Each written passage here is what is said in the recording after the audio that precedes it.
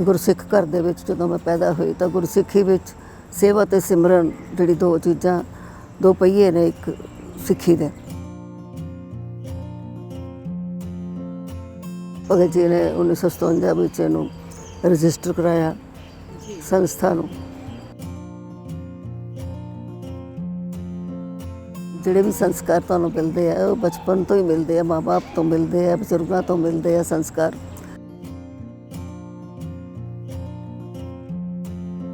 ਪਹਿਲਾਂ ਪੜ੍ਹ ਲਿਖ ਕੇ ਵੀ ਭਗਤ ਜੀ ਹੱਥੀਂ ਸੇਵਾ ਕਰ ਰਹੇ ਨੇ। It is not the profession which makes the dignity of the man. It is the man who makes the dignity of the profession. ਪਹਿਲਾਂ ਉਹਨਾਂ ਨੇ ਮੈਨੂੰ ਮੈਂਬਰ ਪਾਇਆ, ਫਿਰ ਵਾਈਸ ਪ੍ਰੈਜ਼ੀਡੈਂਟ ਬਣਾਇਆ, ਫਿਰ ਬਿੱਲ ਲਿਖੀ ਮੇਰੇ ਨਾਮ 'ਤੇ ਵੀ ਇਹ ਮੇਰੇ ਤੋਂ ਫਿਰ ਬਾਅਦ ਇਹ ਕੰਮ ਕਰੇ।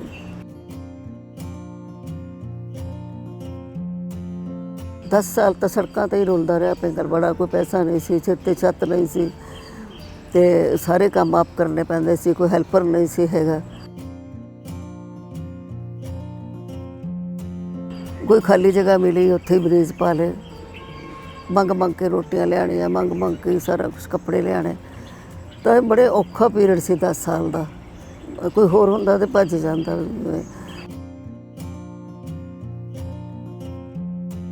ਸਪੈਸ਼ਲ ਬੱਚਿਆਂ ਲਈ ਕੋਈ ਸਕੂਲ ਦਾ ਇੰਤਜ਼ਾਮ ਨਹੀਂ ਸੀ, ਨਾ ਹੀ ਕੋਈ ਸੋਚਦਾ ਸੀ ਵੀ ਇਹ ਕੁਛ ਸਿੱਖ ਸਕਦੇ ਆ। ਐਨਵਾਇਰਮੈਂਟ ਬਾਰੇ ਬਾਬਾ ਜੀ ਬਹੁਤ ਚਿੰਤਾ ਤੋਂ ਹੁੰਦੇ ਸੀ ਕਿ ਰੁੱਖ ਲਾਓ। ਮੰਦਬੁੱਧੀ ਬੱਚੇ ਜਿਹੜੇ ਪੈਦਾ ਹੁੰਦੇ ਆ, ਅਸੀਂ ਪੈਸਟੀਸਾਈਡ ਜਿਹੜਾ ਵਰਤਦੇ ਹਾਂ ਅਸੀਂ, ਉਹਦਾ ਬਹੁਤ ਵੱਡਾ ਅਸਰ ਹੈ। ਫਿਰ ਅਸੀਂ ਕੁਦਰਤੀ ਖੇਤੀ ਕਰਨੀ ਸ਼ੁਰੂ ਕੀਤੀ।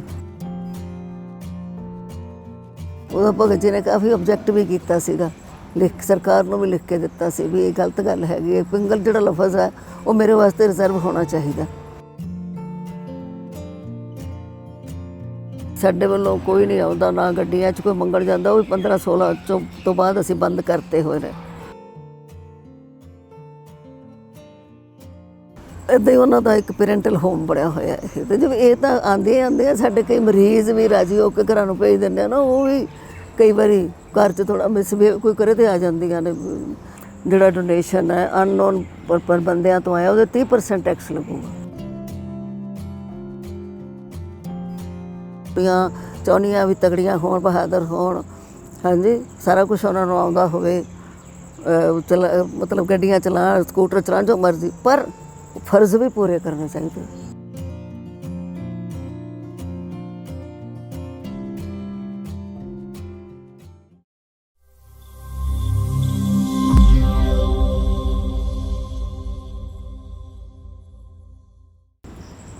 ਸਤਿ ਸ਼੍ਰੀ ਅਕਾਲ। ਬੀ ਸੋਸ਼ਲ ਵੇਖ ਰਹੇ ਸਾਰੇ ਦਰਸ਼ਕਾਂ ਦਾ ਮੈਂ ਰਣਦੀਪ ਪੰਧੇਰ ਸਵਾਗਤ ਕਰਦੀ ਹਾਂ।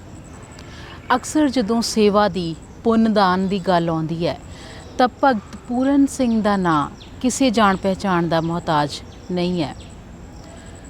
ਉਹ ਇੱਕ ਅਜਿਹੀ ਸ਼ਖਸੀਅਤ ਜਿਨ੍ਹਾਂ ਨੇ ਆਪਣੀ ਜ਼ਿੰਦਗੀ ਹੀ ਦੂਜਿਆਂ ਦੇ ਲੇਖੇ ਲਾ ਦਿੱਤੀ। ਉਹਨਾਂ ਦੇ ਨਾਮ 'ਤੇ ਅੱਜ ਵੀ ਸੰਸਥਾਵਾਂ ਚੱਲ ਰਹੀਆਂ ਨੇ ਅਤੇ ਖਾਸ ਕਰਕੇ ਅੱਜ ਜਿਸ ਸੰਸਥਾ ਦੇ ਵਿੱਚ ਅਸੀਂ ਪਹੁੰਚੇ ਹਾਂ, ਭਗਤ ਪੂਰਨ ਸਿੰਘ ਪਿੰਗਲਵਾੜਾ, ਜੀ ਹਾਂ, ਇਹ ਉਹ ਸੰਸਥਾ ਜੋ ਰਹਿਣ ਬਸੇਰਾ ਏ ਬਹੁਤ ਸਾਰੇ ਬੇਸਹਾਰਾ ਬੱਚਿਆਂ ਦਾ, ਬਜ਼ੁਰਗਾਂ ਦਾ, ਜਿਨ੍ਹਾਂ ਦਾ ਇਸ ਦੁਨੀਆ ਦੇ ਵਿੱਚ ਕੋਈ ਨਹੀਂ ਹੈ। ਅਤੇ ਇਸ ਵੇਲੇ ਸਾਡੇ ਨਾਲ ਮੌਜੂਦ ਨੇ ਉਹ ਸ਼ਖਸੀਅਤ ਜਿਨ੍ਹਾਂ ਨੇ ਇਸ ਵੇਲੇ ਇਸ ਸੰਸਥਾ ਦਾ ਕਾਰਜਭਾਰ ਸੰਭਾਲਿਆ ਹੋਇਆ। 1992 ਤੋਂ ਬੀਜੀ ਡਾਕਟਰ ਇੰਦਰਜੀਤ ਕੌਰ ਇਸ ਸੰਸਥਾ ਨੂੰ ਸੰਭਾਲ ਰਹੇ ਨੇ। ਇਹਦਾ ਕਾਰਜਭਾਰ ਉਹਨਾਂ ਦੇ ਮੋਢਿਆਂ ਦੇ ਉੱਤੇ ਹੈ। ਗੱਲ ਕਰਦੇ ਹਾਂ ਬੀਜੀ ਦੇ ਨਾਲ। ਬੀਜੀ, ਬਹੁਤ ਬਹੁਤ ਸਵਾਗਤ ਕਰਦੇ ਹਾਂ ਤੁਹਾਡਾ। ਸਤਿ ਸ਼੍ਰੀ ਅਕਾਲ ਜੀ, ਧੰਨਵਾਦ ਬਹੁਤ ਬਹੁਤ ਜੀ। ਠੀਕ ਹੋ ਤੁਸੀਂ? ਹਾਂਜੀ, ਠੀਕ ਠਾਕ, ਬਿਲਕੁਲ ਜੀ। ਬਹੁਤ ਘੱਟ ਲੋਕ ਜਾਣਦੇ ਨੇ ਕਿ ਤੁਸੀਂ ਡਾਕਟਰ ਹੋ, MBBS ਹੋ, ਖਾਸ ਕਰਕੇ ਕਿਉਂਕਿ ਇਹ ਇੱਕ ਚੱਲਿਆ ਆਉਂਦਾ ਕਿ PhD ਵਾਲਾ ਵੀ ਡਾਕਟਰ ਹੈ। ਹਾਂਜੀ ਹਾਂਜੀ, ਤੁਸੀਂ MBBS ਡਾਕਟਰ ਹੋ। ਹਾਂਜੀ। ਅਤੇ ਅਸੀਂ ਕਿਸੇ ਨੂੰ ਦਾਨ 'ਚ ਦੇਣਾ ਹੋਏ ਤਾਂ ਸਾਨੂੰ ਲੱਗਦਾ ਕਿ ਪੈਸਾ ਕਿਸੇ ਨੂੰ ਦਾਨ 'ਚ ਦਿੱਤਾ ਜਾ ਸਕਦਾ ਹੈ ਨਾ। ਤੁਸੀਂ ਆਪਣੀ ਜ਼ਿੰਦਗੀ ਦੂਜਿਆਂ ਦੇ ਲੇਖੇ ਲਾਈ ਹੈ। ਸ਼ੁਰੂ ਤੋਂ ਇਹ ਰੁਝਾਨ ਸੀ ਜਾਂ ਤੁਹਾਡਾ ਬਚਪਨ ਕਿਸ ਤਰ੍ਹਾਂ ਦਾ ਸੀ? ਬਚਪਨ ਬਹੁਤ ਸੁਹਾਵਣਾ ਸੀਗਾ ਅਤੇ ਬਚਪਨ ਤੋਂ ਹੀ ਸੰਸਕਾਰ ਮਿਲਦੇ ਆ। ਜਿਹੜੇ ਵੀ ਸੰਸਕਾਰ ਤੁਹਾਨੂੰ ਮਿਲਦੇ ਆ ਉਹ ਬਚਪਨ ਤੋਂ ਹੀ ਮਿਲਦੇ ਆ, ਮਾਂ ਬਾਪ ਤੋਂ ਮਿਲਦੇ ਆ, ਬਜ਼ੁਰਗਾਂ ਤੋਂ ਮਿਲਦੇ ਆ ਸੰਸਕਾਰ। ਅਤੇ ਇਹ ਸੰਸਕਾਰ ਹੀ ਸਨ ਜਿਨ੍ਹਾਂ ਨੇ ਗੁਰਸਿੱਖ ਘਰ ਦੇ ਵਿੱਚ ਜਦੋਂ ਮੈਂ ਪੈਦਾ ਹੋਈ ਤਾਂ ਗੁਰਸਿੱਖੀ ਵਿੱਚ ਸੇਵਾ ਅਤੇ ਸਿਮਰਨ ਜਿਹੜੀ ਦੋ ਚੀਜ਼ਾਂ, ਦੋ ਪਹੀਏ ਨੇ ਇੱਕ ਸਿੱਖੀ ਦੇ। ਅਤੇ ਮੇਰੇ ਜਿਹੜੇ ਪਿਤਾ ਜੀ ਸੀ ਉਹ ਪ੍ਰੈਕਟੀਕਲ ਸਿੱਖ ਸੀਗੇ, ਨਾਮਤ੍ਰਿਕ ਸਿੱਖ ਨਹੀਂ ਸੀ ਹੈਗੇ। ਉਹ ਜੋ ਵੀ ਸਿੱਖੀ ਦੇ ਮਤਲਬ ਸਿੱਖੀ ਸੱਭਿਆਚਾਰ ਦੇ ਵਿੱਚ ਸੇਵਾ ਅਤੇ ਸਿਮਰਨ ਦੀ ਗੱਲ ਸੀ ਉਹ ਮੇਰੇ 'ਚ ਦ੍ਰਿੜ ਕਰਨਾ ਚਾਹੁੰਦੇ ਸੀਗੇ।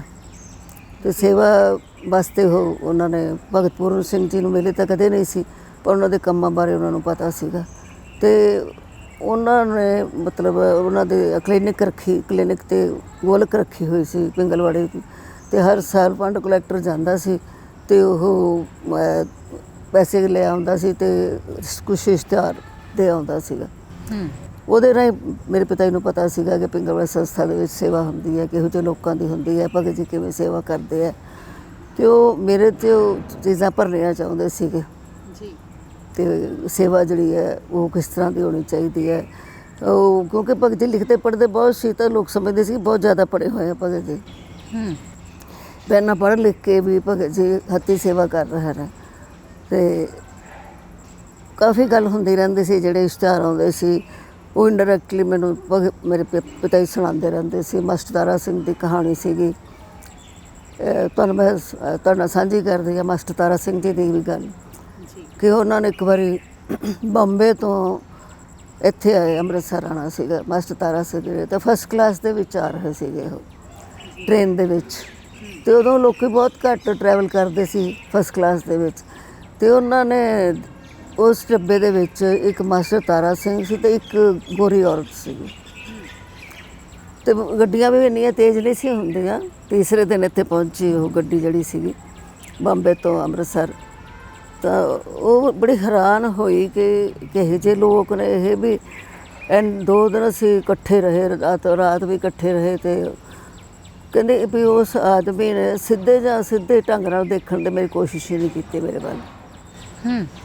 ਉਹਨੇ ਫਿਰ ਆ ਕੇ ਚਿੱਠੀ ਲਿਖੀ ਇੱਥੇ ਜਿਹੜਾ ਖਾਲਸਾ ਕਾਲਜ ਦੇ ਪ੍ਰਿੰਸੀਪਲ ਨੂੰ ਵੀ ਮੈਂ ਸੁਣਿਆ ਸੀ ਕਿ ਭਾਰਤ ਵਰਸ਼ ਵਿੱਚ ਜਤੀ ਸਤੀ ਲੋਕ ਹੁੰਦੇ ਆ, ਪਰ ਮੈਂ ਹੈਰਾਨ ਹੋਈ ਕਿ ਮੇਰੇ ਨਾਲ ਇੱਕ ਸਰਦਾਰ ਜੀ ਟਰੈਵਲ ਕੀਤੇ ਫਰੋਮ ਬੰਬੇ ਟੂ ਅੰਮ੍ਰਿਤਸਰ, ਅਤੇ ਉਹਨਾਂ ਨੇ ਇੱਕ ਵਾਰੀ ਵੀ ਮੇਰੇ ਨਾਲ ਸਿੱਧੇ ਢੰਗ ਨਾਲ ਦੇਖਣ ਦੀ ਕੋਸ਼ਿਸ਼ ਨਹੀਂ ਕੀਤੀ ਜੀ। ਇਹੋ ਜਿਹੀਆਂ ਗੱਲਾਂ ਫਿਰ ਭਗਤ ਜੀ ਛਾਪ ਦਿੰਦੇ ਸੀਗੇ ਤਾਂ ਕਿ ਲੋਕਾਂ ਸਿੱਖਿਆ ਲੈਣ ਇਸ ਗੱਲ ਤੋਂ। ਇਹੋ ਜਿਹੀ ਫਿਰ ਪਾਪਾ ਜੀ ਨੇ ਮੈਨੂੰ ਸੁਣਾਉਣੀ ਪੜ੍ਹ ਕੇ, ਜਿਹੜਾ ਉਸ਼ਤਿਹਾਰ ਹੋਣਾ ਫਿਰ ਉਹ ਪੜ੍ਹ ਕੇ ਸੁਣਾਉਣਾ। ਇਸ ਤਰ੍ਹਾਂ ਕਈ ਗੱਲਾਂ ਮਤਲਬ ਇੰਸਟਿਲ ਕੀਤੀਆਂ ਮੇਰੇ ਵਿੱਚ। ਫਿਰ ਬਾਬਾ ਨੌਧ ਸਿੰਘ ਕਿਤਾਬ ਲਿਖੀ ਹੋਈ ਹੈ ਭਾਈ ਵੀਰ ਸਿੰਘ ਜੀ ਦੀ, ਸੁਭਾਗ ਜੀ ਦਾ ਸੁਧਾਰ ਹੱਥੀਂ ਬਾਬਾ ਨੌਧ ਸਿੰਘ ਨਾਵਲ ਹੈ, ਅਤੇ ਉਹਨੂੰ ਪੁਰਸਕਾਰ ਵੀ ਮਿਲਿਆ ਉਸ ਨਾਵਲ ਨੂੰ। ਅਤੇ ਉਹ ਫਿਰ ਉਹਦੇ 'ਚ ਇੱਕ ਗੁਰਸਿੱਖ ਦਾ ਜੀਵਨ ਕਿਸ ਤਰ੍ਹਾਂ ਦਾ ਹੋਣਾ ਚਾਹੀਦਾ ਨਾਵਲ ਦੇ ਰੂਪ ਵਿੱਚ ਪੇਸ਼ ਕੀਤਾ ਹੈ। ਫਿਰ ਮੇਰੇ ਪਾਪਾ ਨੇ ਉਹ ਪੜ੍ਹਾਈ ਮੈਨੂੰ ਕਿਤਾਬ, ਜਦੋਂ ਮੇਰੇ ਖਿਆਲ 9th 'ਚ ਸੀਗੀ। ਮੈਨੂੰ ਕਹਿੰਦੇ ਤੂੰ ਇਹ ਪੜ੍ਹ ਕਿਤਾਬ। ਆਪ ਥੱਕੇ ਆਉਂਦੇ, ਫਿਰ ਮੈਨੂੰ ਕਹਿੰਦੇ ਚੱਲ ਸੁਣਾ, ਆਪ ਸੋ ਜਾਂਦੇ। ਤੂੰ ਸੌ ਜਾਂਦੇ, ਸੁਣਦੇ ਤਾਂ ਹੈ ਨਹੀਂ ਮੈਂ ਸੁਣਦਾ ਪਿਆ। ਮਤਲਬ ਉਹਨਾਂ ਦਾ ਮਤਲਬ ਸੀ ਇਹ ਪੜ੍ਹੇ ਕਿਤਾਬ। ਇਖਲਾਕੀ ਤੌਰ 'ਤੇ ਤੁਹਾਨੂੰ ਮਜ਼ਬੂਤ ਕਰਨਾ, ਇਖਲਾਕੀ ਤੌਰ 'ਤੇ ਮਜ਼ਬੂਤ ਕਰਨਾ, ਸੰਸਕਾਰ ਦੇਣੇ, ਸਾਂਝੀਵਾਲਤਾ ਦੀ ਕਿਵੇਂ ਗੱਲ ਕਰਨੀ ਹੈ, ਦੂਜੇ ਦੀ ਹੈਲਪ ਕਿਵੇਂ ਕਰਨੀ ਹੈ। ਇਹ ਇੱਕ ਜੋ ਤੁਸੀਂ ਪੜ੍ਹੋਗੇ ਨਾ ਉਹ ਕਿਤਾਬ, ਤੁਹਾਨੂੰ ਸਮਝ ਆ ਜਾਏਗੀ ਵੀ ਉਹ ਪਿੰਡ ਵਿੱਚ ਬੰਦੇ ਨੂੰ ਸਾਰਿਆਂ ਨਾਲ ਕਿੱਦਾਂ ਵਿਵਹਾਰ ਕਰਨਾ ਚਾਹੀਦਾ ਹੈ, ਗੁਆਂਢੀ ਨਾਲ ਕਿੱਦਾਂ ਦਾ ਵਿਵਹਾਰ ਹੋਣਾ ਚਾਹੀਦਾ ਹੈ, ਸਭ ਦਾ ਭਲਾ ਕਿਵੇਂ ਸੋਚਣਾ ਚਾਹੀਦਾ ਹੈ, ਜੇ ਗਲਤ ਪਾਸੇ ਜਾਏ ਉਹਨੂੰ ਕਿਵੇਂ ਰੋਕਣਾ ਚਾਹੀਦਾ ਹੈ। ਤਾਂ ਇੱਕ ਨਾਵਲ ਦੇ ਰੂਪ ਵਿੱਚ ਬਹੁਤ ਵਧੀਆ ਤਰੀਕੇ ਨਾਲ ਉਹਨਾਂ ਨੇ ਇਹ ਲਿਖਿਆ ਹੋਇਆ ਸਾਰਾ ਕੁਛ ਭਾਈ ਵੀਰ ਸਿੰਘ। ਤਾਂ ਮੇਰੇ ਦਿਲ ਵਿੱਚ 2 ਸ਼ਖਸਾਂ ਨੂੰ ਮਿਲਣ ਦੀ ਬਹੁਤ ਖਾਸ਼ ਪੈਦਾ ਹੋਈ, ਇੱਕ ਭਾਈ ਵੀਰ ਸਿੰਘ ਜੀ ਅਤੇ ਭਗਤ ਪੂਰਨ ਸਿੰਘ। ਮੇਰੇ ਪਾਪਾ ਦੋਨਾਂ ਨੂੰ ਨਹੀਂ ਮਿਲੇ, ਪਰ ਉੱਦਾਂ ਮਤਲਬ ਕਿਸਮ ਸਪਿਰਚੁਅਲੀ ਬੌਂਡ ਸੀਗਾ ਉਹਨਾਂ ਦੇ ਨਾਲ। ਅਤੇ ਫਿਰ ਮੇਰੇ ਮਨ 'ਚ ਆਇਆ ਵੀ ਮੈਂ ਭਾਈ ਵੀਰ ਸਿੰਘ ਜਲਦੀ ਚਲੇ ਗਏ ਸੰਸਾਰ ਤੋਂ, ਉਹਨਾਂ ਨੂੰ ਨਹੀਂ ਮੈਂ ਮਿਲ ਸਕੀ। ਅਤੇ ਮੈਂ ਸੋਚਿਆ ਭਗਤ ਜੀ ਨੂੰ ਮਿਲ ਲੈਣਾ ਜਾਣਾ ਚਾਹੀਦਾ ਵੀ ਭਾਈ ਵੀਰ ਸਿੰਘ ਤਾਂ ਚਲੇ ਗਏ। ਫਿਰ ਮੈਂ ਅੰਮ੍ਰਿਤਸਰ ਆਈ, ਪਹਿਲੀ ਵਾਰੀ 'ਚ ਮੈਨੂੰ ਬਹੁਤ ਇੰਪਰੈਸ ਹੋਈ ਭਗਤ ਜੀ ਤੋਂ। ਕਿਸੇ ਦੇ ਨਾਲ ਆਈ ਸੀ ਮੈਂ ਉੱਥੇ, ਉਦੋਂ ਮੈਂ ਡਾਕਟਰ ਬਣ ਚੁੱਕੀ ਸੀਗੀ। ਉਦੋਂ ਮੈਂ ਕਿਸੇ ਨਾਲ ਆਈ ਅਤੇ ਮੈਂ ਭਗਤ ਜੀ ਨੂੰ ਮਿਲੀ। ਮੈਂ ਭਗਤ ਜੀ ਨੂੰ ਕਿਹਾ, ਮੈਂ ਕਿਹਾ ਵੀ ਤੁਹਾਡਾ ਨਾ ਮੈਂ ਇੱਕ ਇਸ਼ਤਿਹਾਰ ਪੜ੍ਹਿਆ, ਬੜਾ ਮੈਨੂੰ ਵਧੀਆ ਲੱਗਿਆ ਇਹ। ਉਹਦੇ 'ਚ ਲਿਖਿਆ ਹੋਇਆ ਸੀ, it is not the profession which makes the dignity of the man, it is the man who makes the dignity of the profession. ਜੀ, ਕਿੰਨੀ ਵੱਡੀ ਗੱਲ ਹੈ ਨਾ। ਅਤੇ ਭਗਤ ਜੀ ਜਦੋਂ ਬਹੁਤ ਚੰਗੀ ਗੱਲ ਲੱਗਦੀ ਉਹ ਤਾੜੀ ਮਾਰਦੇ ਸੀ ਛੋਟ। ਹਾਂ ਹਾਂ, ਗੁਰੂ ਨਾਨਕ ਦੇਵ ਜੀ ਨੇ ਵੱਡੀ ਉਮਰ ਵਿੱਚ ਜਾ ਕੇ ਖੇਤੀ ਕੀਤੀ, ਖੇਤੀ ਨੂੰ ਉੱਤਮ ਕਰ ਦਿੱਤਾ। ਉਹ ਫਿਰ ਕਾਫੀ ਸਾਰਾ ਲਿਟਰੇਚਰ ਭਗਤ ਜੀ ਦੇ ਦਿੰਦੇ ਸੀ, ਜਿਹੜਾ ਪਤਾ ਲੱਗੇ ਵੀ ਇਹ ਬੰਦਾ ਪੜ੍ਹਿਆ ਲਿਖਿਆ, ਉਹਨੂੰ ਕਾਫੀ ਸਾਰੀਆਂ ਕਿਤਾਬਾਂ ਚੁਕਾ ਦਿੰਦੇ ਸੀ, ਇਸ਼ਤਿਹਾਰ ਚੁਕਾ ਦਿੰਦੇ ਸੀ, ਪੜ੍ਹੋ ਜਾ ਕੇ ਘਰ ਜਾ ਕੇ। ਜੀ, ਇਹ ਪਹਿਲੇ ਮਿਲਦੇ ਸੀ ਮੇਰੀ ਭਗਤ ਜੀ ਨਾਲ। ਜੀ, ਬਸ ਉਸ ਤੋਂ ਬਾਅਦ ਫਿਰ ਮਿਲਦੇ ਰਹੇ ਭਗਤ ਜੀ ਨੂੰ। 75 'ਚ ਮੇਰੇ ਫਾਦਰ ਐਕਸਪਾਇਰ ਹੋ ਗਏ। ਉਦੋਂ ਮੈਨੂੰ ਬਹੁਤ ਲੋੜ ਸੀ ਇੱਕ ਫਾਦਰਲੀ ਫਿਗਰ ਦੀ, ਜਿਹੜੀ ਕਿ ਗਾਈਡ ਕਰੇ ਸਾਨੂੰ ਜ਼ਿੰਦਗੀ ਵਿੱਚ। ਜੀ, ਉਹ ਮੈਂ ਮਿਲਦੀ ਰਹੀ। ਹਰ 15 ਕੁ ਦਿਨਾਂ ਬਾਅਦ ਮੈਂ ਆ ਜਾਂਦੀ ਸੀ ਭਗਤ ਜੀ ਨੂੰ ਮਿਲਣ ਵਾਸਤੇ। ਅਤੇ ਭਗਤ ਜੀ ਵੀ ਉੱਥੇ ਗਏ। ਵੈਸੇ ਆਮ ਘੱਟ ਜਾਂਦੇ ਸੀ, ਪਰ ਮੇਰੇ ਪਾਪਾ ਦੇ ਭੋਗ 'ਤੇ ਗਏ, ਆਏ, ਸੰਗਰੂਰ ਚਲੇ ਗਏ। ਅਤੇ ਫਿਰ ਜਿਹੜੀ ਭਾਵਨਾ ਸੀ ਮੇਰੀ, ਉਹਨਾਂ ਨੇ ਵੀ ਸਾਡੇ ਇਹੋ ਜਿਹਾ ਇਨਸਾਨ ਆਵੇ ਸਾਡੇ ਘਰ, ਜਿਹੜੇ ਸਾਡੇ ਭੈਣ ਭਰਾਵਾਂ ਨੂੰ ਗਾਈਡ ਕਰੇ ਜ਼ਿੰਦਗੀ ਦੇ ਵਿੱਚ। ਅਤੇ ਉਹਨਾਂ ਨੇ ਫਿਰ ਚਿੱਠੀ ਵਿੱਚ ਵੀ ਇਹੀ ਕੁਛ ਲਿਖਤਾ ਜਾ ਕੇ ਕਿ ਅੱਜ ਤੋਂ ਬਾਅਦ ਮੈਂ ਆਪਣੇ ਆਪ ਨੂੰ ਤੁਹਾਡੇ ਘਰ ਦਾ ਬਜ਼ੁਰਗ ਸਮਝਦਾ ਹੈਗਾ। ਜੀ, ਤੁਸੀਂ ਧੀਆਂ ਪੁੱਤਰਾਂ ਦੇ ਰੂਪ ਵਿੱਚ ਪੇਸ਼ ਹੋ ਕੇ ਪਰਿਵਾਰ ਤੋਂ ਸੱਖਣੇ ਨਹੀਂ ਰਹਿਣ ਦਿੱਤਾ। ਇਹ ਇੱਕ ਇਹੋ ਜਿਹਾ ਬੌਂਡ ਬਣ ਗਿਆ, ਉਹ ਚਿੱਠੀ ਜਿਹੜੀ ਸੀ ਇਹੋ ਜਿਹਾ ਬੌਂਡ ਬਣ ਗਿਆ ਕਿ ਉਸ ਤੋਂ ਬਾਅਦ ਜਦੋਂ ਵੀ ਕੋਈ ਪ੍ਰੋਬਲਮ ਆਉਣੀ, ਫਿਰ ਮੈਂ ਘਰ ਵਿੱਚ ਜਾਂ ਬਾਹਰਲੀ, ਤਾਂ ਫਿਰ ਭਗਤ ਜੀ ਨਾਲ ਆ ਕੇ ਡਿਸਕਸ ਕਰਨੀ, ਉਹਨਾਂ ਕੋਲ ਗਾਈਡੈਂਸ ਲੈਣੀ। ਫਿਰ 80 'ਚ ਭਗਤ ਜੀ ਬਿਮਾਰ ਹੋ ਗਏ ਤਾਂ ਉਹਨਾਂ ਕੋਲ, ਕਿਉਂਕਿ ਮੈਂ ਉਹਨਾਂ ਕੋਲ, ਉਹਨਾਂ ਨੇ ਕਹਿ ਹੀ ਦਿੱਤਾ ਮੈਂ ਤੁਹਾਨੂੰ ਅਪਣਾ ਲਿਆ। ਜੀ, ਤਾਂ ਫਿਰ ਸਾਡਾ ਫਰਜ਼ ਬਣਦਾ ਸੀਗਾ ਵੀ ਉਹਨਾਂ ਦੇ ਧਿਆਨ ਰੱਖਣਾ। ਜਦੋਂ ਬਿਮਾਰ ਸੀ, ਹੌਸਪੀਟਲ 'ਚ ਦਾਖਲ ਸੀ, ਉਦੋਂ ਫਿਰ ਮੈਂ ਰਹੀ ਉਹਨਾਂ ਕੋਲ। ਥੋੜ੍ਹੀ ਕੰਪਲੀਕੇਸ਼ਨ ਹੋ ਗਈ, ਜ਼ਿਆਦਾ ਦਿਨ ਰਹਿਣਾ ਪਿਆ ਮੈਨੂੰ। ਜੀ, ਬਸ ਉਹਨੇ, ਉਸ ਬੌਂਡ ਨੇ, ਫਿਰ ਉਹ ਕਦੇ ਉਮੀਦ ਨਹੀਂ ਸੀ ਕਰਦੇ ਵੀ ਮੇਰੀ ਕੋਈ ਸੇਵਾ ਕਰੂਗਾ। ਉਹ ਕਹਿੰਦੇ ਸੀ ਮੇਰਾ ਕਿਹੜਾ ਕੋਈ ਹੈ, ਮੈਂ ਸੜਕਾਂ 'ਤੇ ਰੁਲ ਕੇ ਮਰਨਾ। ਤਾਂ ਉਹ ਕਦੇ ਕਿਸੇ ਕੋਲੋਂ ਆਸ ਹੀ ਨਹੀਂ ਸੀ ਰੱਖਦੇ। ਇੰਨੇ ਲੋਕਾਂ ਦੀ ਸੇਵਾ ਕਰਕੇ ਵੀ ਕਦੇ ਉਹਨਾਂ ਨੇ ਆਸ ਨਹੀਂ ਰੱਖੀ ਕਿ ਮੇਰੀ ਕੋਈ ਸੇਵਾ ਕਰੂਗਾ। ਉਹਨਾਂ ਵਾਸਤੇ ਅਨਐਕਸਪੈਕਟਿਡ ਸੀ ਗੱਲ ਇਹ। ਵੀ ਇਹ ਕੁੜੀ ਕਿਵੇਂ ਆਈ ਮੇਰੇ ਕੋਲ, ਕਿਵੇਂ ਰਹੀ, ਕਿਵੇਂ ਇਹਨੇ ਸੇਵਾ ਕੀਤੀ। ਅਤੇ ਬਹੁਤ ਸਾਰੀਆਂ ਚਿੱਠੀਆਂ ਲਿਖੀਆਂ ਫਿਰ ਉਸ ਤੋਂ ਬਾਅਦ ਭਗਤ ਜੀ ਨੇ। ਉਹ ਬਸ ਇਸ ਤਰ੍ਹਾਂ ਫਿਰ ਜਦੋਂ ਇੰਨਾ ਤੁਹਾਡਾ ਕਾਸਮਿਕ ਬੌਂਡ ਬਣ ਜਾਂਦਾ ਆਪਸ ਵਿੱਚ, ਅਤੇ ਫਿਰ ਹੌਲੀ ਹੌਲੀ ਭਗਤ ਜੀ ਨੂੰ ਫਿਰ ਇਹ ਸੀਗਾ ਵੀ ਕਿਹਨੂੰ ਸਕਸੈਸਰ ਬਣਾਉਣਾ। ਪਹਿਲਾਂ ਉਹਨਾਂ ਨੇ ਮੈਨੂੰ ਮੈਂਬਰ ਪਾਇਆ, ਫਿਰ ਵਾਈਸ ਪ੍ਰੈਜ਼ੀਡੈਂਟ ਬਣਾਇਆ, ਫਿਰ ਬਿੱਲ ਲਿਖੀ ਮੇਰੇ ਨਾਮ 'ਤੇ ਵੀ ਇਹ ਮੇਰੇ ਤੋਂ ਫਿਰ ਬਾਅਦ ਇਹ ਕੰਮ ਕਰੇ। ਸੋ ਇਹ ਇੱਕ ਤਰੀਕਾ ਸੀ ਜਿਹੜਾ ਪਿੰਗਲਵਾੜੇ ਲੈ ਕੇ ਆਇਆ ਮੈਨੂੰ। ਜੀ, ਬੀਜੀ 1942 ਦੇ ਵਿੱਚ ਤੁਹਾਡਾ ਜਨਮ ਹੁੰਦਾ ਅਤੇ ਤਕਰੀਬਨ 50ਵੇਂ ਦੇ ਦਹਾਕਿਆਂ ਦੇ ਵਿੱਚ ਤੁਸੀਂ ਆਪਣੀ ਡਾਕਟਰੀ ਦੀ ਪੜ੍ਹਾਈ ਸ਼ੁਰੂ ਕਰ ਦਿੱਤੀ ਹੋਏਗੀ। ਉਸ ਵੇਲੇ ਦਾ ਸਮਾਜਿਕ ਮਾਹੌਲ ਕਿਸ ਤਰ੍ਹਾਂ ਦਾ ਸੀ? ਕੀ ਇਹ ਸਮਾਜਿਕ ਮਾਹੌਲ ਜਿਹੜਾ ਸੀ ਇਹਨੇ ਸਾਥ ਦਿੱਤਾ ਤੁਹਾਡਾ? ਉਦੋਂ ਸਮਾਜਿਕ ਮਾਹੌਲ ਬਹੁਤ ਵਧੀਆ ਸੀਗਾ ਜੀ। ਜੁਆਇੰਟ ਫੈਮਿਲੀ ਸਿਸਟਮ ਹੁੰਦਾ ਸੀ, ਲੋਕਾਂ ਦਾ ਆਪਸ ਵਿੱਚ ਪਿਆਰ ਸੀ, ਲੋਕ ਇੱਕ ਦੂਜੇ ਦੀ ਮਦਦ ਕਰਦੇ ਸੀ। ਅਤੇ ਹੁਣ ਤਾਂ ਮਤਲਬ ਬਿਲਕੁਲ ਹੀ ਆਪੋਜ਼ਿਟ ਹੋ ਗਿਆ ਉਹਦੇ ਤੋਂ। ਅਤੇ ਮੇਰੇ ਪਾਪਾ ਤਾਂ ਖੈਰ ਉਹਨਾਂ ਨੇ ਤਾਂ ਸਿੰਘਣੀਆਂ ਵਾਂਗੂ ਚਾਹੁੰਦੇ ਸੀ ਮੇਰੀ ਕੁੜੀ ਨੂੰ ਤਰਨਾ ਵੀ ਆਉਂਦਾ ਹੋਵੇ, ਘੋੜ ਸਵਾਰੀ ਵੀ ਆਉਂਦੀ ਹੋਵੇ, ਮਤਲਬ ਹਰ ਬਹਾਦਰ ਹੋਵੇ ਹਰ ਤਰੀਕੇ ਨਾਲ। ਉਹਨਾਂ ਨੇ ਮਤਲਬ ਤਾਂ ਸਾਡਾ ਪਾਲਣ ਪੋਸ਼ਣ ਹੀ ਬੜਾ ਅਜੀਬ ਹੋਰ ਤਰੀਕੇ ਨਾਲ ਕੀਤਾ ਗਿਆ। ਸਾਨੂੰ ਮਤਲਬ ਸਾਰੇ ਭੈਣ ਭਰਾਵਾਂ ਨੂੰ ਹੋਰ ਹੀ ਤਰ੍ਹਾਂ ਨਾਲ ਪਾਲਿਆ। ਡਿਫਰੈਂਟ ਆਮ ਘਰਾਂ 'ਚ ਨਹੀਂ ਲੋਕ ਇੱਦਾਂ ਪਾਲਦੇ ਕੁੜੀਆਂ ਨੂੰ ਜਿਵੇਂ ਸਾਨੂੰ ਪਾਲਿਆ।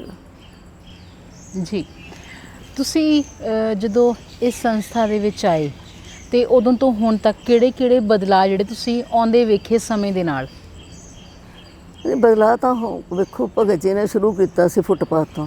ਜੀ, ਪਹਿਲਾਂ ਸਮਝੋ ਰਿਫਿਊਜੀ ਕੈਂਪ, ਫਿਰ ਫੁੱਟਪਾਥ, ਤੇ ਫਿਰ ਉਸ ਤੋਂ ਬਾਅਦ ਉਹਨਾਂ ਨੇ 10 ਸਾਲ ਤਾਂ ਸੜਕਾਂ ਤੇ ਹੀ ਰੁਲਦਾ ਰਿਹਾ ਪਿੰਗਲ ਬੜਾ, ਕੋਈ ਪੈਸਾ ਨਹੀਂ ਸੀ, ਸਿਰ 'ਤੇ ਛੱਤ ਨਹੀਂ ਸੀ ਤੇ ਸਾਰੇ ਕੰਮ ਆਪ ਕਰਨੇ ਪੈਂਦੇ ਸੀ, ਕੋਈ ਹੈਲਪਰ ਨਹੀਂ ਸੀ ਹੈਗਾ।